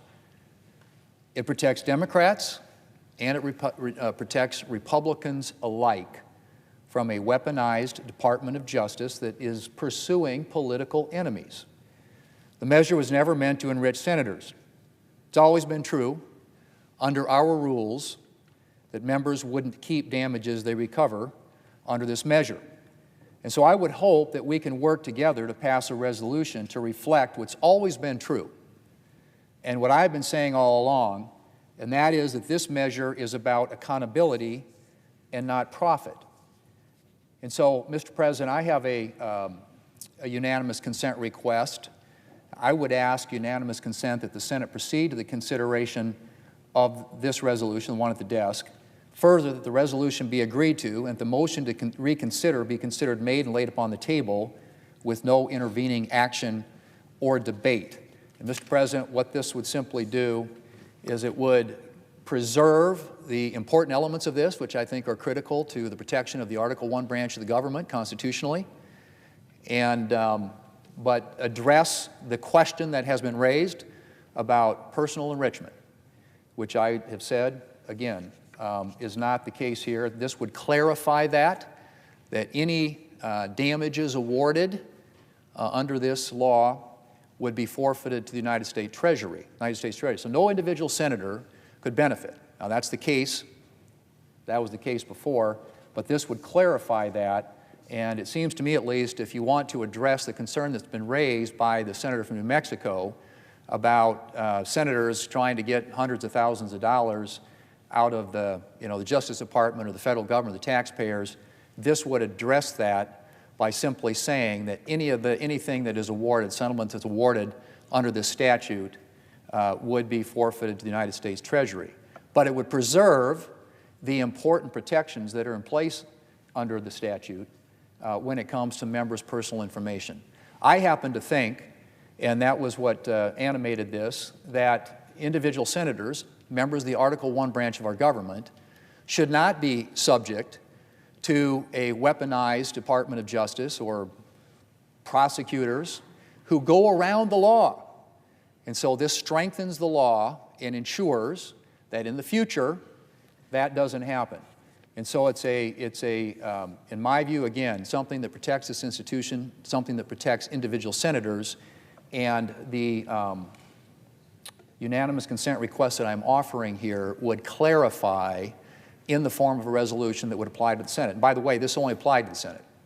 Now, frankly, there's a good argument that if I'm a member of the House of Representatives, I would want the same protections that are included here. But that wasn't the case. When we drafted this, it was in response to a statute that covered the Senate only. So this specifically applies to senators, and this resolution that I'm offering here and asking unanimous consent for would clarify, make crystal clear, that any damages awarded as a result of claims brought under this statute would be forfeited to the United States Treasury and not be allowed for an individual member to take advantage of. So just to be clear, no personal enrichment, accountability, and I think protection for the Article I branch of our government, which in my view, based on what we saw and what we're seeing as the facts continue to come in into the Arctic frost investigation, there was clearly a violation of the law and a law that needs to be strengthened and clarified so those protections are in place for future members of the United States Senate. And again, I would argue someday probably members of the House are going to want that same protection. So that is my request, Mr. President, that the resolution be agreed to, the resolution at the desk that makes that clear, and the motion to reconsider be considered made, laid upon the table with no intervening action or debate. Is there objection? Reserving the right to object. Recognize the senator from New Mexico. The remedy to a statutory change that is in statute is not a resolution. It's to fix the statute. And I think we should work with our colleagues in the House to address the underlying issue of protecting members without the outrageous damage provisions that were retroactively put into this statute. So I object. The objection is heard. And I would defer to my colleague from Michigan with my time. I recognize the senator from Michigan. Thank you, Mr. President. Well, Mr. President, I am just so disappointed that the UC request from my colleague from New Mexico was rejected, was objected to by Republicans here on the floor of the Senate. The fact that we're here trying to fix a terrible wrong that occurred last week is simply outrageous. While Senate Democrats were fighting to lower health care costs and trying to provide some financial relief for families who are seeing their costs skyrocket across the board, the Senate Republicans snuck in, and this is literally true, they snuck in the dark of night, a provision at the last minute that would allow them to basically line their pockets. This provision would allow a very select group of Republican senators, let's be clear, this is to seek at least $500,000. It could go into the millions of dollars. Senator, if I, senators of Rule 19, paragraph 2 provides that no senator in debate shall directly or indirectly, by any form or words, impute to another senator or other senators any conduct or motive unworthy of being a senator. Very good. Well, this is what happened. And let's be clear, what the law does is that a group of folks can get over $500,000 for records that were obtained. They were obtained as part of a legitimate criminal investigation. It's unconscionable that at a time when families across the country are feeling the squeeze and struggling to make ends meet, that such a self-serving, retroactive provision was included in legislation to fund the government. Let's be clear, no citizen of the United States gets this. No House member gets this. This is just about senators. It has all the appearances, certainly, of a cash grab. And it's the American taxpayers who are going to have to foot this bill. Let's be clear. No senator should get special treatment or a special payday for legally obtained records. And I want to stress that part. These records were obtained through a standard legal process as part of a legitimate criminal investigation related to January 6th, involving authorized subpoenas of those senators' potential involvement. I've heard this described as partisan political targeting. But unlike the bogus investigations President Trump has ordered into his political enemies, this whole situation arose from President Trump's own efforts to overturn a free and fair presidential election. During the Department of Justice's investigation into this crime, the special counsel petitioned the court for a subpoena for those records, and the court approved it. Mr. President, you know that is the law. That is the process. You go get a subpoena, you have to go before a court. You have to present evidence. And the court looks at that evidence and then makes a decision, and the court approved it. Completely legal. Because it was relevant to their investigation of the president's attempt to overturn election results and to stay in power illegally. We can't forget that. Can't whitewash that. And we cannot allow attempts to spin this into some sort of partisan or targeting against certain individuals. First off, it sets a very dangerous precedent that could chill any effort to conduct legitimate investigations of criminal wrongdoing by members of this body or anywhere else down the line. And we certainly should not put the American people in the position of being basically a slush fund for a few individuals interested in making a whole lot of money and having the taxpayers footing the bill. Now, I want to give my colleagues the benefit of the doubt about how this provision was put into the bill. And today they had a chance to do the right thing. They had a chance to repeal it and say, yeah, this is bad. That's the way that we ensure that no senator gets special treatment. And we can get back to doing the work to better serve our constituents. So I hope we can fix this wrong.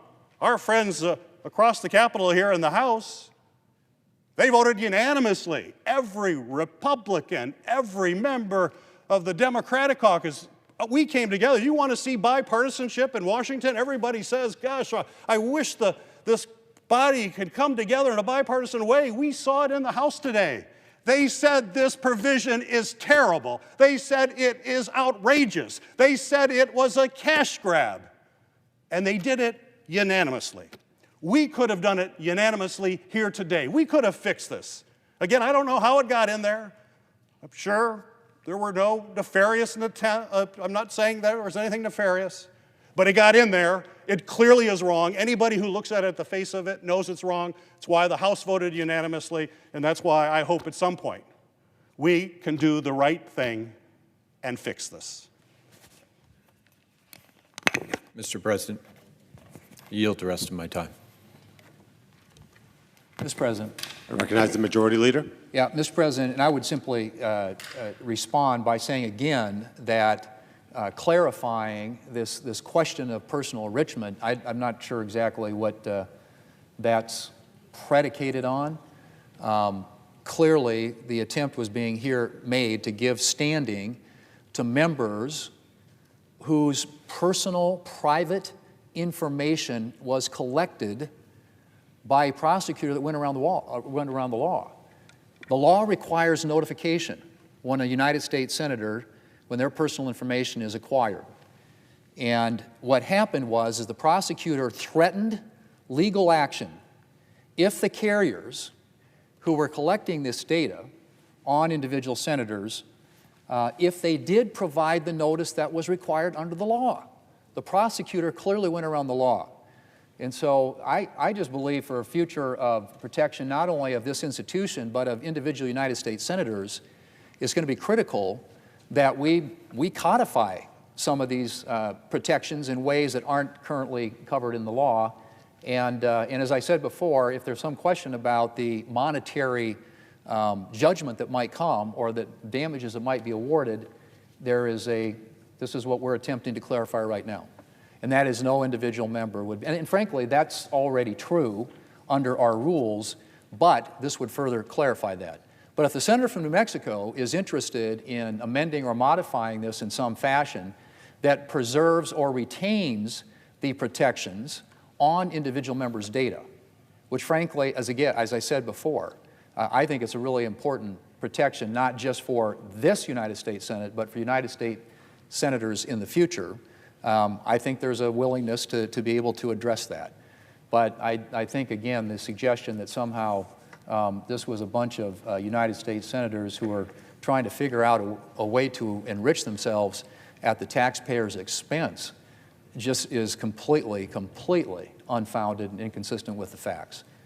So, Mr. President, I want to move to proceed to executive session to consider calendar number 472.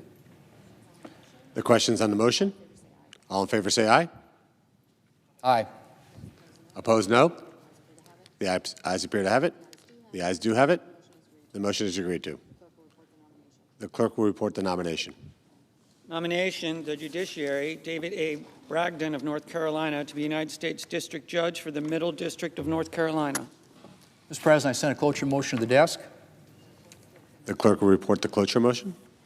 Cloture motion, we, the undersigned senators, in accordance with the provisions of Rule 22 of the Standing Rules of the Senate, do hereby move to bring to a close debate on the nomination of David A. Bragdon of North Carolina to be United States District Judge for the Middle District of North Carolina, signed by 17 senators as follows. Mr. President, I ask consent to reading the names be waived.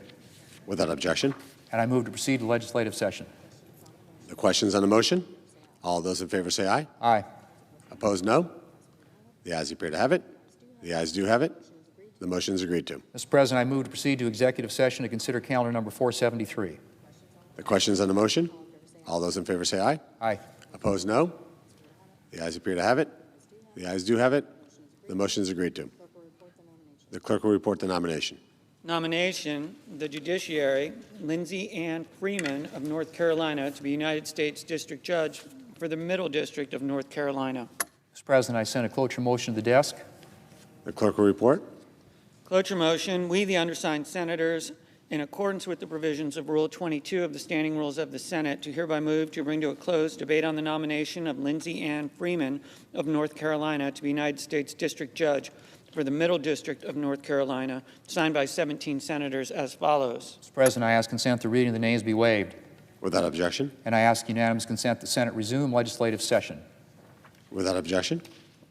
Mr. President, I ask unanimous consent that the Senate proceed to executive session to consider the following nominations in block. Calendar number 296, with the exception of Colonel George H. Sebrin, Jr., calendar number 448, calendar number 491, calendar number 519, calendar number 542 through calendar number 549, and all nominations on the Secretary's desk with the exception of PN 89.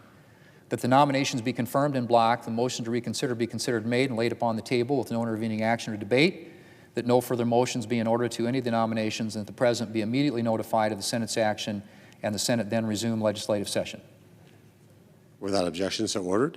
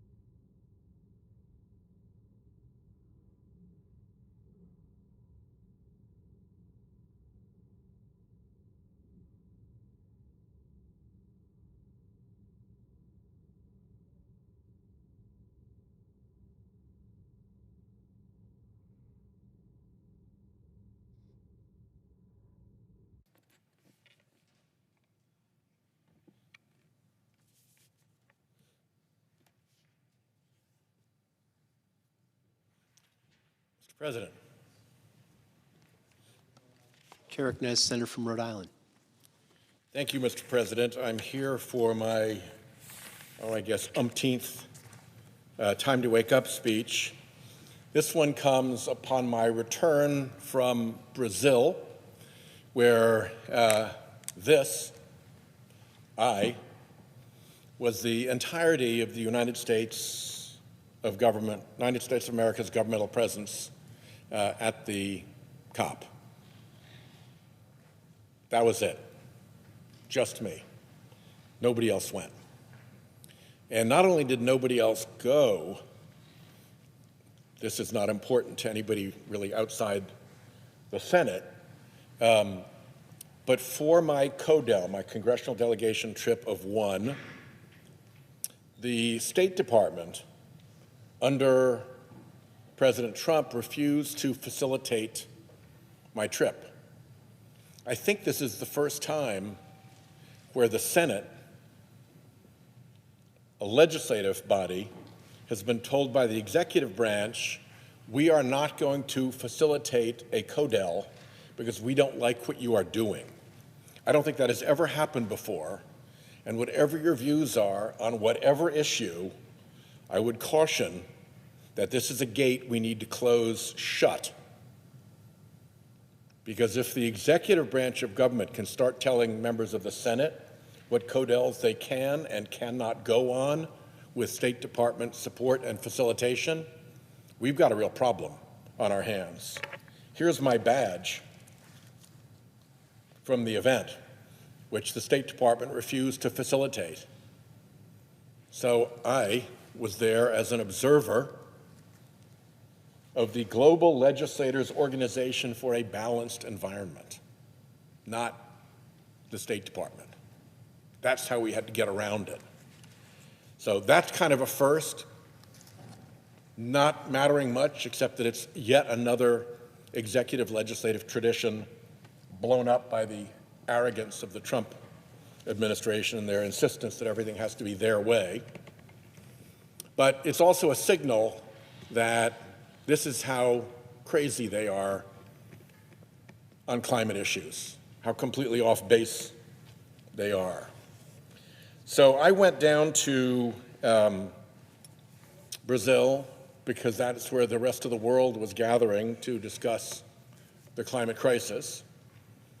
In the facility where we were, the kind of main intersection where the two big aisleways crossed, was occupied by China at one of the key corners, with a huge delegation, a very big pavilion, lots of activity and crowding, and all of the different countries that were there seeing the leadership of China, our rival. No pavilion from the United States, nothing to be seen, nobody. Across the way, the Saudis, not exactly the best friends of climate solutions. So that was the environment that I went down to, and what I wanted to do was convey four messages. Message one was, Donald Trump on climate does not represent the United States of America. He just doesn't. He represents the big donors who gathered at Mar-a-Lago, who he asked for $1 billion, and who gave him hundreds of millions of dollars in return for his promise to do whatever they wanted. It is that corrupt promise that explains Trump's behavior, not that he's representing the United States of America. I thought this cartoon made a pretty good image of what's going on in the Trump White House. And we know that he doesn't represent America because we can do things like test public opinion in polls. And I have a recent one here that asks about some of the sensible solutions to the climate change problem, to all the pollution spewing.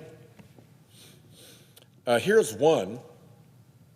Carbon pollution limits on big companies. Obviously, Trump would do everything he possibly could to prevent carbon pollution limits because his big fossil fuel donors wouldn't like that, and he is in tow to them. So zero chance that Trump would support that. But how about the American people? 12% opposed, 72% support. There's a 60-point margin among the American public on putting a pollution limit, a carbon pollution limit, on big companies. 72 to 12. That's where the American people are, not in the pockets of big oil. Here's another one. Impose a fee on big polluters. It shouldn't be pollute for free. If you're polluting something, whether it's your neighbor's yard with your waste, your trash, throwing it over the fence, or whether it's the river that you're dumping effluent into and ruining things for people downstream, or whether it's our common atmosphere. If you pollute, you should pay for the cost of fixing it. Better still, you should pay enough that you don't pollute in the first place, and the neighbor's yard isn't a wreck of your trash, and the river isn't dirty downstream, and the atmosphere is safe. Impose a fee on big polluters. 74% of Americans like that, 10% opposed. These are massive numbers in our line of work, in which we're always testing public opinion. And this is without much political pressure behind those ideas. This is just the American public in its natural state saying, yes, by a better than 60-point margin, we want to impose a fee on big polluters. We want carbon pollution limits on big companies. That's where America is. Trump is in the pockets of the big polluters. So that was message one. Message two was,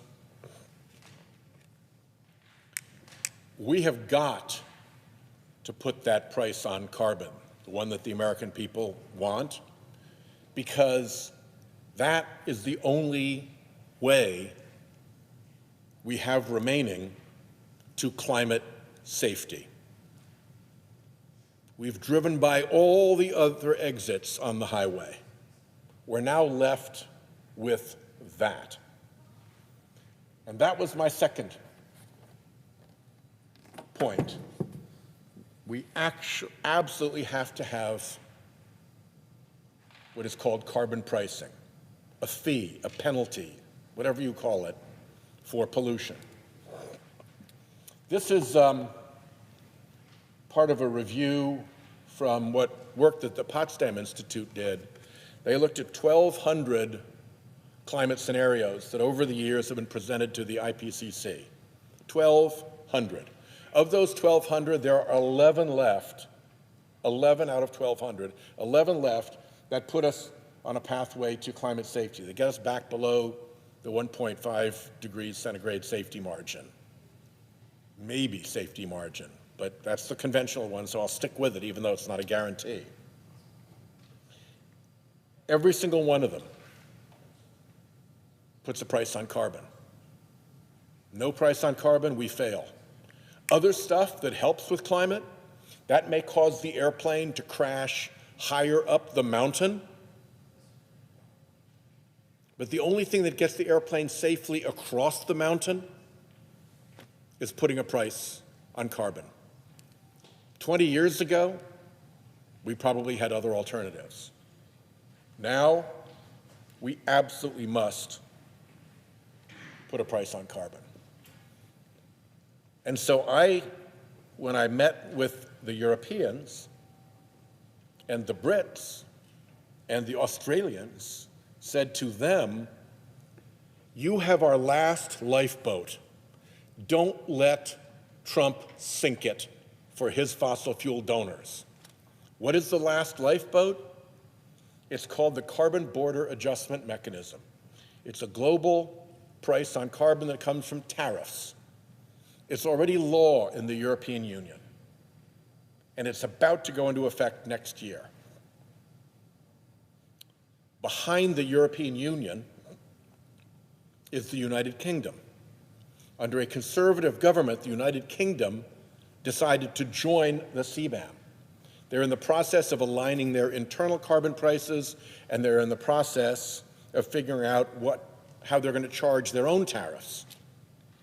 So you have the EU economy, and then soon, I hope, the UK economy joining, sending a global price signal that if you are putting in goods that are more carbon intensive than ours, we are going to charge you for that. You cannot pollute and export for free any longer. This is a version of the can't pollute for free rule. Pollute for free, by the way, is wrong, not just morally, but as a matter of economics. You can go back to the most conservative economist, Milton Friedman, and he will say, yeah, if your product causes harm, if it pollutes, that's what economists call a negative externality. And the cost of that negative externality needs to be in the price of the product, or else it's a subsidy and it should be treated as a subsidy. The subsidy for fossil fuel just in the United States is $700 billion every year. That's how much harm it causes. That's the value to the industry of pollute for free as their business model. So the CBAM, beginning to put a price on pollution by causing a border tariff to impose that price, is really, really important. These are those 11 remaining scenarios. Every single one crosses over 1.5. Every single one requires probably direct air capture to get the excess carbon dioxide and other pollutants out of the atmosphere and then bring it back down to safely, assuming no tipping point in here makes it irrecoverable. So the way I described it is that our last lifeboat to climate safety is the CBAM. It gets stronger if the UK joins. It gets stronger if the Australians join. They're looking at it as well. That makes it a sturdier lifeboat for all of us. But we have to do it. It's not a guarantee of climate safety. But sinking that lifeboat is a guarantee of failure for us, for the next generation of young people, for their children and their grandchildren. We are done if we don't protect and ideally expand the CBAM. So I urge all the countries participating in that, stand by your guns. There's going to be a corrupt, fossil fuel-driven attack on this. You can count on it, and be ready. Lock arms, link up, prepare yourself for the onslaught, and do not let yourself be cowed. Do not let yourself be stampeded. So that was point 2. Point 3 was we have trouble coming. I call it the Great Climate Insurance Collapse. It is widely warned of. It is on its way. As I went around the COP, I handed out this little folder wherever I could, which lists just some of the climate economic catastrophe warnings that are out there. Climate change could reduce the level of global GDP per capita by 10 to 20%. This is Fed Chair Powell. He's on my sheet right here. In 10 or 15 years, there are going to be regions of the country where you can't get a mortgage. Why is that? Because in those regions of the country, you won't be able to get home insurance. And if you can't get home insurance on your property, if it has become uninsurable, no mortgage. So what he's really saying here is whole regions of the United States are going to become so climate risky that they are uninsurable and therefore unmortgageable, and that is why in those regions of the country you will not be able to get a mortgage. Think for a minute about what the economy looks like in an entire region of the country in which nobody can get a mortgage any longer. Where is this likely to hit first? I'll tell you a region that's headed for this fast is Florida. In Florida, the insurance market is already trembling, propped up, perhaps even fake. And if it loses that insurance market, and Florida is a region in which nobody can get a mortgage any longer, well, that may be fine for Palm Beach billionaires who are swapping mansions with their extra money. But for a working person who has to get a mortgage to afford a house, or for a working person who has a house on which he or she is paying a mortgage, and now they need to sell it, and they can't find a buyer because the buyer can't get a mortgage to buy the house, because the house can't get insurance. The property is uninsurable. That's how that cascade works. It goes from climate risk to uninsurability to mortgage collapse to property values collapse to recession. That's what the chief economist for Freddie Mac predicted. This guy, Fed Chair Powell, is not green at all. He's lousy on climate, but he's good on finance and he sees this coming. Freddie Mac is not a green organization. It's a mortgage company. So when its chief economist says we're headed for a 2008-style economic recession because there won't be mortgages because you can't get insurance, so property values will fall, so there will be that recession, you're hearing that from the finance community, not from environmentalists. We go on. The Economist magazine, in an article titled "The Next Housing Disaster." There's its cover. It was about a year ago. Predicted $25 trillion as the size of the hit to the global real estate market from this climate risk to insurance meltdown to no mortgages to property values collapse cascade. $25 trillion. Climate change, in short, it said, could prompt the next global property crash. The president of Aon, one of the biggest insurance companies in the country, testified before the Senate committee, Budget Committee. Climate risk is a global systemic risk. What does systemic mean? Climate change is a global systemic risk. What does systemic mean? Systemic is the scariest word in the economic lexicon.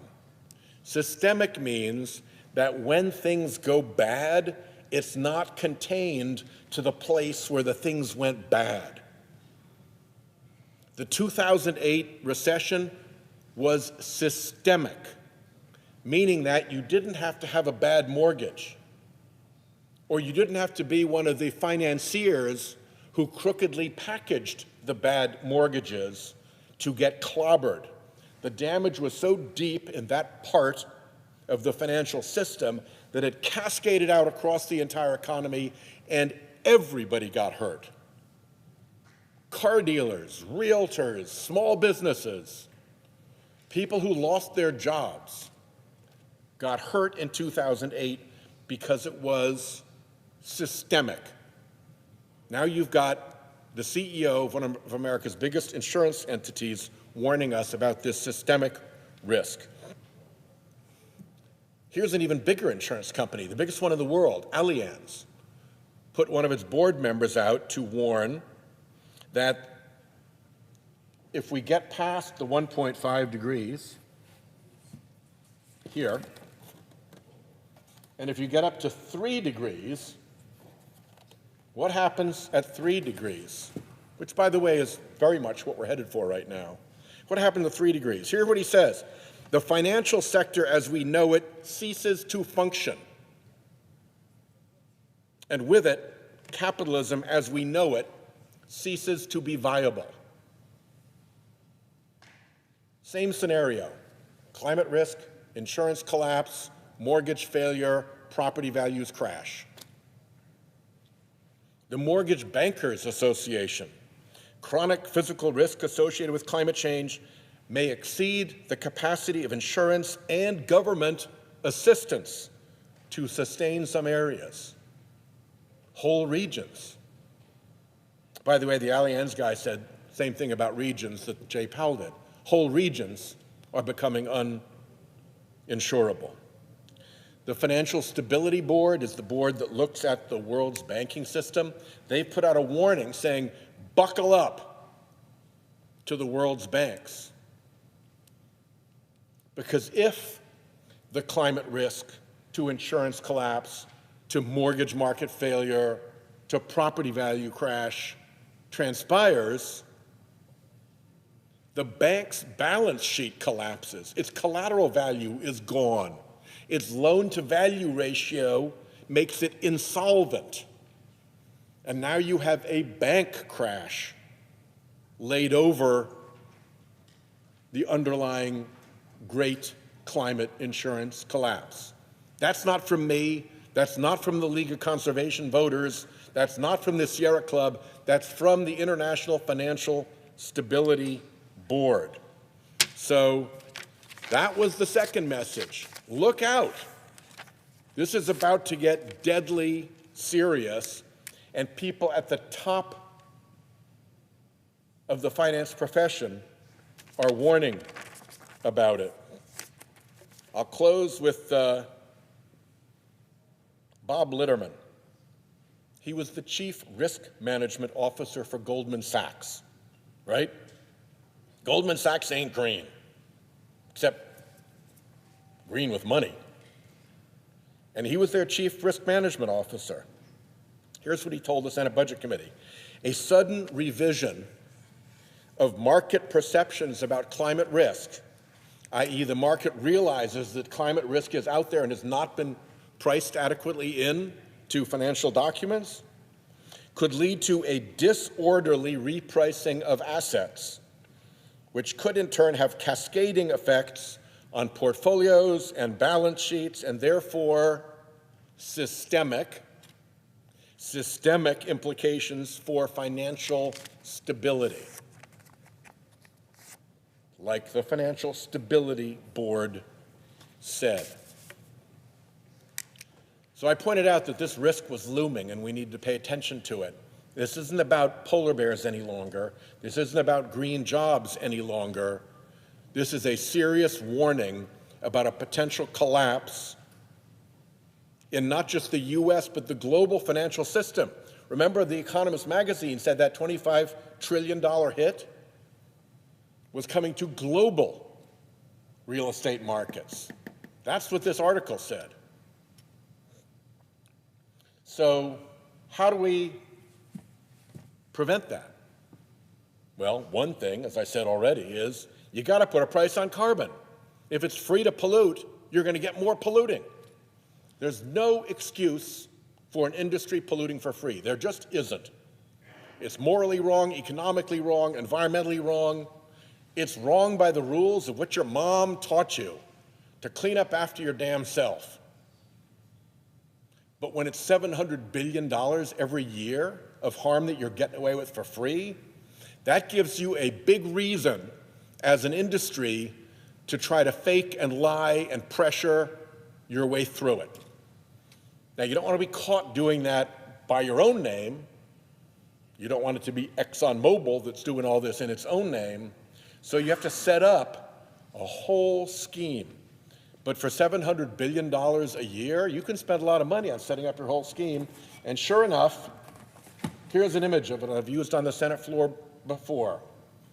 This is a web of a significant number of the big front groups that the fossil fuel industry has propped up and funds to propagate its climate denial fraud operation, pretend that this isn't real, pretend that the scientists are just kidding or that they're making it up, and its dark money political corruption operation, which shovels billions of dollars into our politics to make sure that people obediently deny climate change in return for the money that keeps them in office.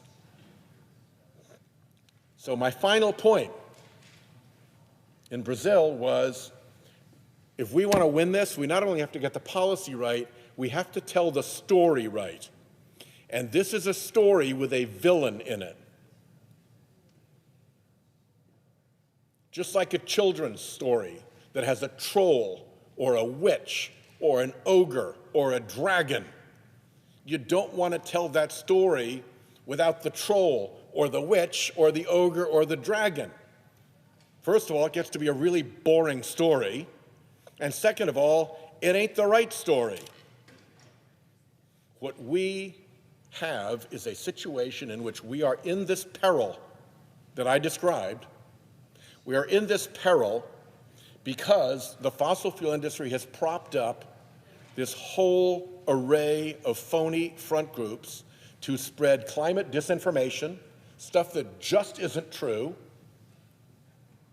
And by the way, they don't care that it's not true. That's the point. So they don't stand corrected when somebody says, oh, that's not true. They just dial up the volume and say it twice as much. It's not intended to be true. This is not a quest for truth. This is a barrage of noise and propaganda designed to cover the truth. And on the money side, we're into multiple billions of dollars that is poured into this building from fossil fuel industry coffers through all these phony baloney front groups. I make fun of their names. I make up one, Rhode Islanders for Peace and Puppies and Prosperity, with nothing but a mail drop behind it. But behind the mail drop, creepy billionaires shoveling in the money so that people will ignore this problem just another year, just another 2 years, just long enough to make a few more $1 billion in profit. So that was my message. Trump ain't us on this. Trump is the mouthpiece of the fossil fuel industry. American public hasn't gone anywhere on this. He's just gone off on a fossil fuel funded excursion.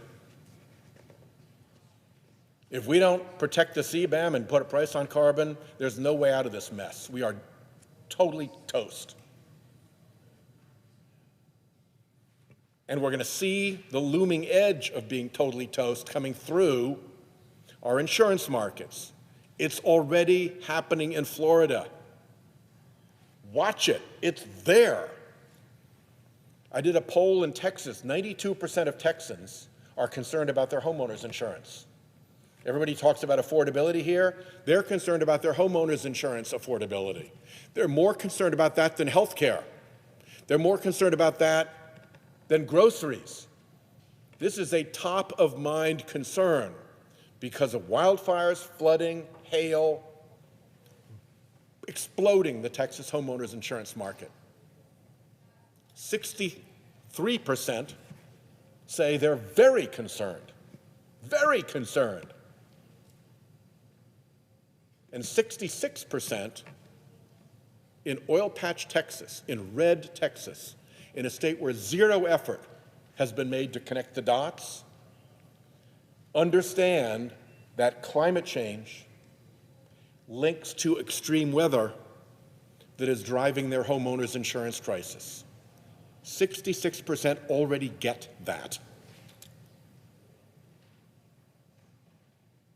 They're just being ignored because the fossil fuel industry can out-foghorn them with its propaganda and outspend them with its sluice gates opened of dark money corrupting our politics. Which takes us to the last point, which is, yes, there is a villain in the story, and we need to put a spotlight on that villain and make them own the harm that they are so dishonestly creating. And with that, I yield the floor.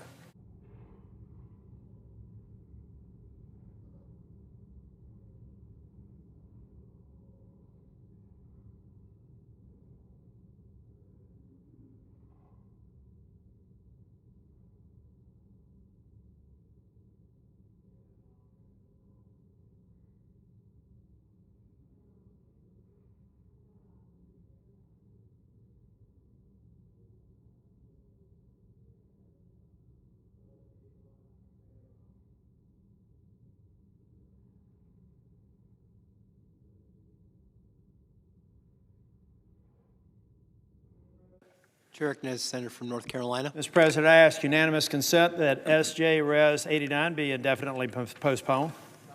Without objection. Mr. President, I ask unanimous consent that notwithstanding the upcoming adjournment of the Senate, the President of the Senate and the President pro tem and the majority and minority leaders be authorized to make appointments to commissions, committees, boards, conferences, and interparliamentary conferences authorized by law, by concurrent action of the two houses, or by order of the Senate. Without objection. Mr. President, I ask unanimous consent that the Senate proceed to the immediate consideration of calendar number 7, S-351. Clerk will report. Calendar number 7, S351, a bill to establish a pilot grant program to improve recycling accessibility and so forth and for other purposes.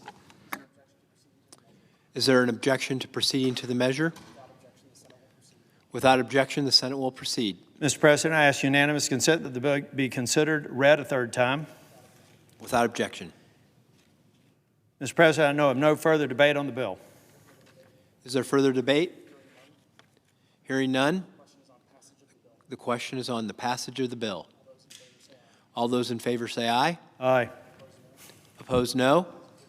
The ayes appear to have it. The ayes have it. Mr. President, I ask unanimous consent that the motion to reconsider be considered made and laid upon the table.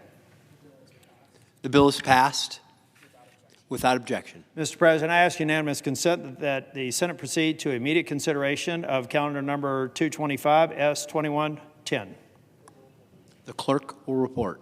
Calendar number 225, S2110, a bill to require the administrator of the Environmental Protection Agency to prepare a report on reuse and refill systems and for other purposes. Is there an objection to proceeding to the measure? Without objection, the Senate will proceed. Mr. President, I ask unanimous consent that the bill be considered read a third time and passed, and that the motion to reconsider be considered, made, and laid upon the table. Without objection. Mr. President, I ask unanimous consent that the Committee on Judiciary be discharged from further consideration of S2179 and Senate proceed to its immediate consideration. The clerk will report. S2379, a bill to amend the State Justice Institute Act of 1984 and so forth. Is there an objection? Without objection, the committee is discharged and the Senate will proceed. Mr. President, I ask unanimous consent that the bill be considered read a third time and passed, and the motion to reconsider be considered, made, and laid upon the table. Without objection. Thank you, Mr. President. Mr. President, I ask unanimous consent that the Senate proceed to the immediate consideration of H.J. Res. 133, which is received from the House. The clerk will report. H.J. Res. 133, requesting the Secretary of the Interior to authorize unique and one-time arrangements for displays on the National Mall and the Washington Monument and so forth. Is there an objection to proceeding to the measure? Without objection, the Senate will proceed. Mr. President, I ask unanimous consent that the joint resolution be considered read a third time and passed, and that the motion to reconsider be considered, made, and laid upon the table. Without objection. Thank you, Mr. President. I ask unanimous consent that the Senate now proceed to en bloc consideration of the following resolutions, which are at the desk: S-Res. 513, S-Res. 514, and S-Res. 515. Is there an objection to proceeding en bloc? Without objection, the Senate will proceed en bloc. Thank you, Mr. President. I ask unanimous consent that the resolutions be agreed to, the preambles be agreed to, and that the motions to reconsider be considered, made, and laid upon the table, all en bloc. Without objection. Thank you, Mr. President. Mr. President, I ask unanimous consent that the Senate proceed to the immediate consideration of calendar number 201, S1318. The clerk will report. Calendar number 201, S1318, a bill to direct the American Battle Monuments Commission to establish a program to identify American Jewish service members and so forth and for other purposes. Is there an objection to proceeding to the measure? Without objection, the Senate will proceed. Thank you, Mr. President. I ask unanimous consent that the bill be considered read a third time and passed, and that the motion to reconsider be considered, made, and laid upon the table. Without objection. Mr. President, I ask unanimous consent that the Committee on Veterans Affairs be discharged from further consideration of H.R. 970 and that the Senate proceed to its immediate consideration. The clerk will report. H.R. 970, an act to amend Title 38 United States Code to require the Secretary of Veterans Affairs to periodically review the automatic maximum coverage under the Service Members Group Life Insurance Program and so forth and for other purposes. Is there an objection to proceeding to the measure? Without objection, the committee is discharged and the Senate will proceed. Thank you, Mr. President. I ask unanimous consent that the bill be considered read a third time and passed, and that the motion to reconsider be considered made and laid upon the table. Without objection. Mr. President, I ask unanimous consent that the Committee on Veterans Affairs be discharged for further consideration of H.R. 983 and the Senate proceed to its immediate consideration. The clerk will report. H.R. 983, an act to amend Title 38 United States Code and so forth and for other purposes. Is there an objection to proceeding to the measure? Without objection, the committee is discharged and the Senate will proceed. Mr. President, I ask unanimous consent that the bill be considered read a third time and passed, and that the motion to reconsider be considered made and laid upon the table. Without objection. Mr. President, I ask unanimous consent that the Committee on Veterans Affairs be discharged for further consideration of H.R. 1912 and the Senate proceed to its immediate consideration. The clerk will report. H.R. 1912, an act to amend Title 38 United States Code and so forth and for other purposes. Is there an objection to proceeding to the measure? Without objection, the committee is discharged and the Senate will proceed. Mr. President, I ask unanimous consent that the bill be considered read a third time and passed, and that the motion to reconsider be considered made and laid upon the table. Without objection. Mr. President, I ask unanimous consent that the Committee on the Judiciary be discharged from further consideration of S.Res. 489 and the Senate proceed to its immediate consideration. The clerk will report. S.Res. 489, commending Delta State University in Cleveland, Mississippi for 100 years of service to the state of Mississippi and the United States. Is there an objection to proceeding to the measure? Without objection, the committee is discharged and the Senate will proceed. Mr. President, I ask unanimous consent that the resolution be agreed to, the preamble be agreed to, and that the motions to reconsider be considered made and laid upon the table with no intervening action or debate. Without objection. Mr. President, I ask unanimous consent that the Senate, when the Senate completes its business today, it adjourn and then convene for pro forma session only, with no business being conducted on the following dates and times: Friday, November the 21st at 11 a.m., Tuesday, November the 25th at 1:45 p.m., Friday, November the 28th at 5:30 p.m. Further, that when the Senate adjourns on Friday, November the 28th, it stand adjourned until 3 p.m. on Monday, December the 1st, that following the prayer and the pledge, the morning hour be deemed expired, the journal of proceedings be approved to date, the time for the two leaders be reserved for their use later in the day, and the Senate be in a period of morning business with senators permitted to speak therein for up to 10 minutes each. Finally, notwithstanding Rule 22, the cloture motions filed today ripen at 5:30 p.m. Without objection, so ordered. Mr. President, if there's no further business to come before the Senate, I ask that it stand adjourned under the previous order. The Senate stands adjourned until 11 a.m. on Friday.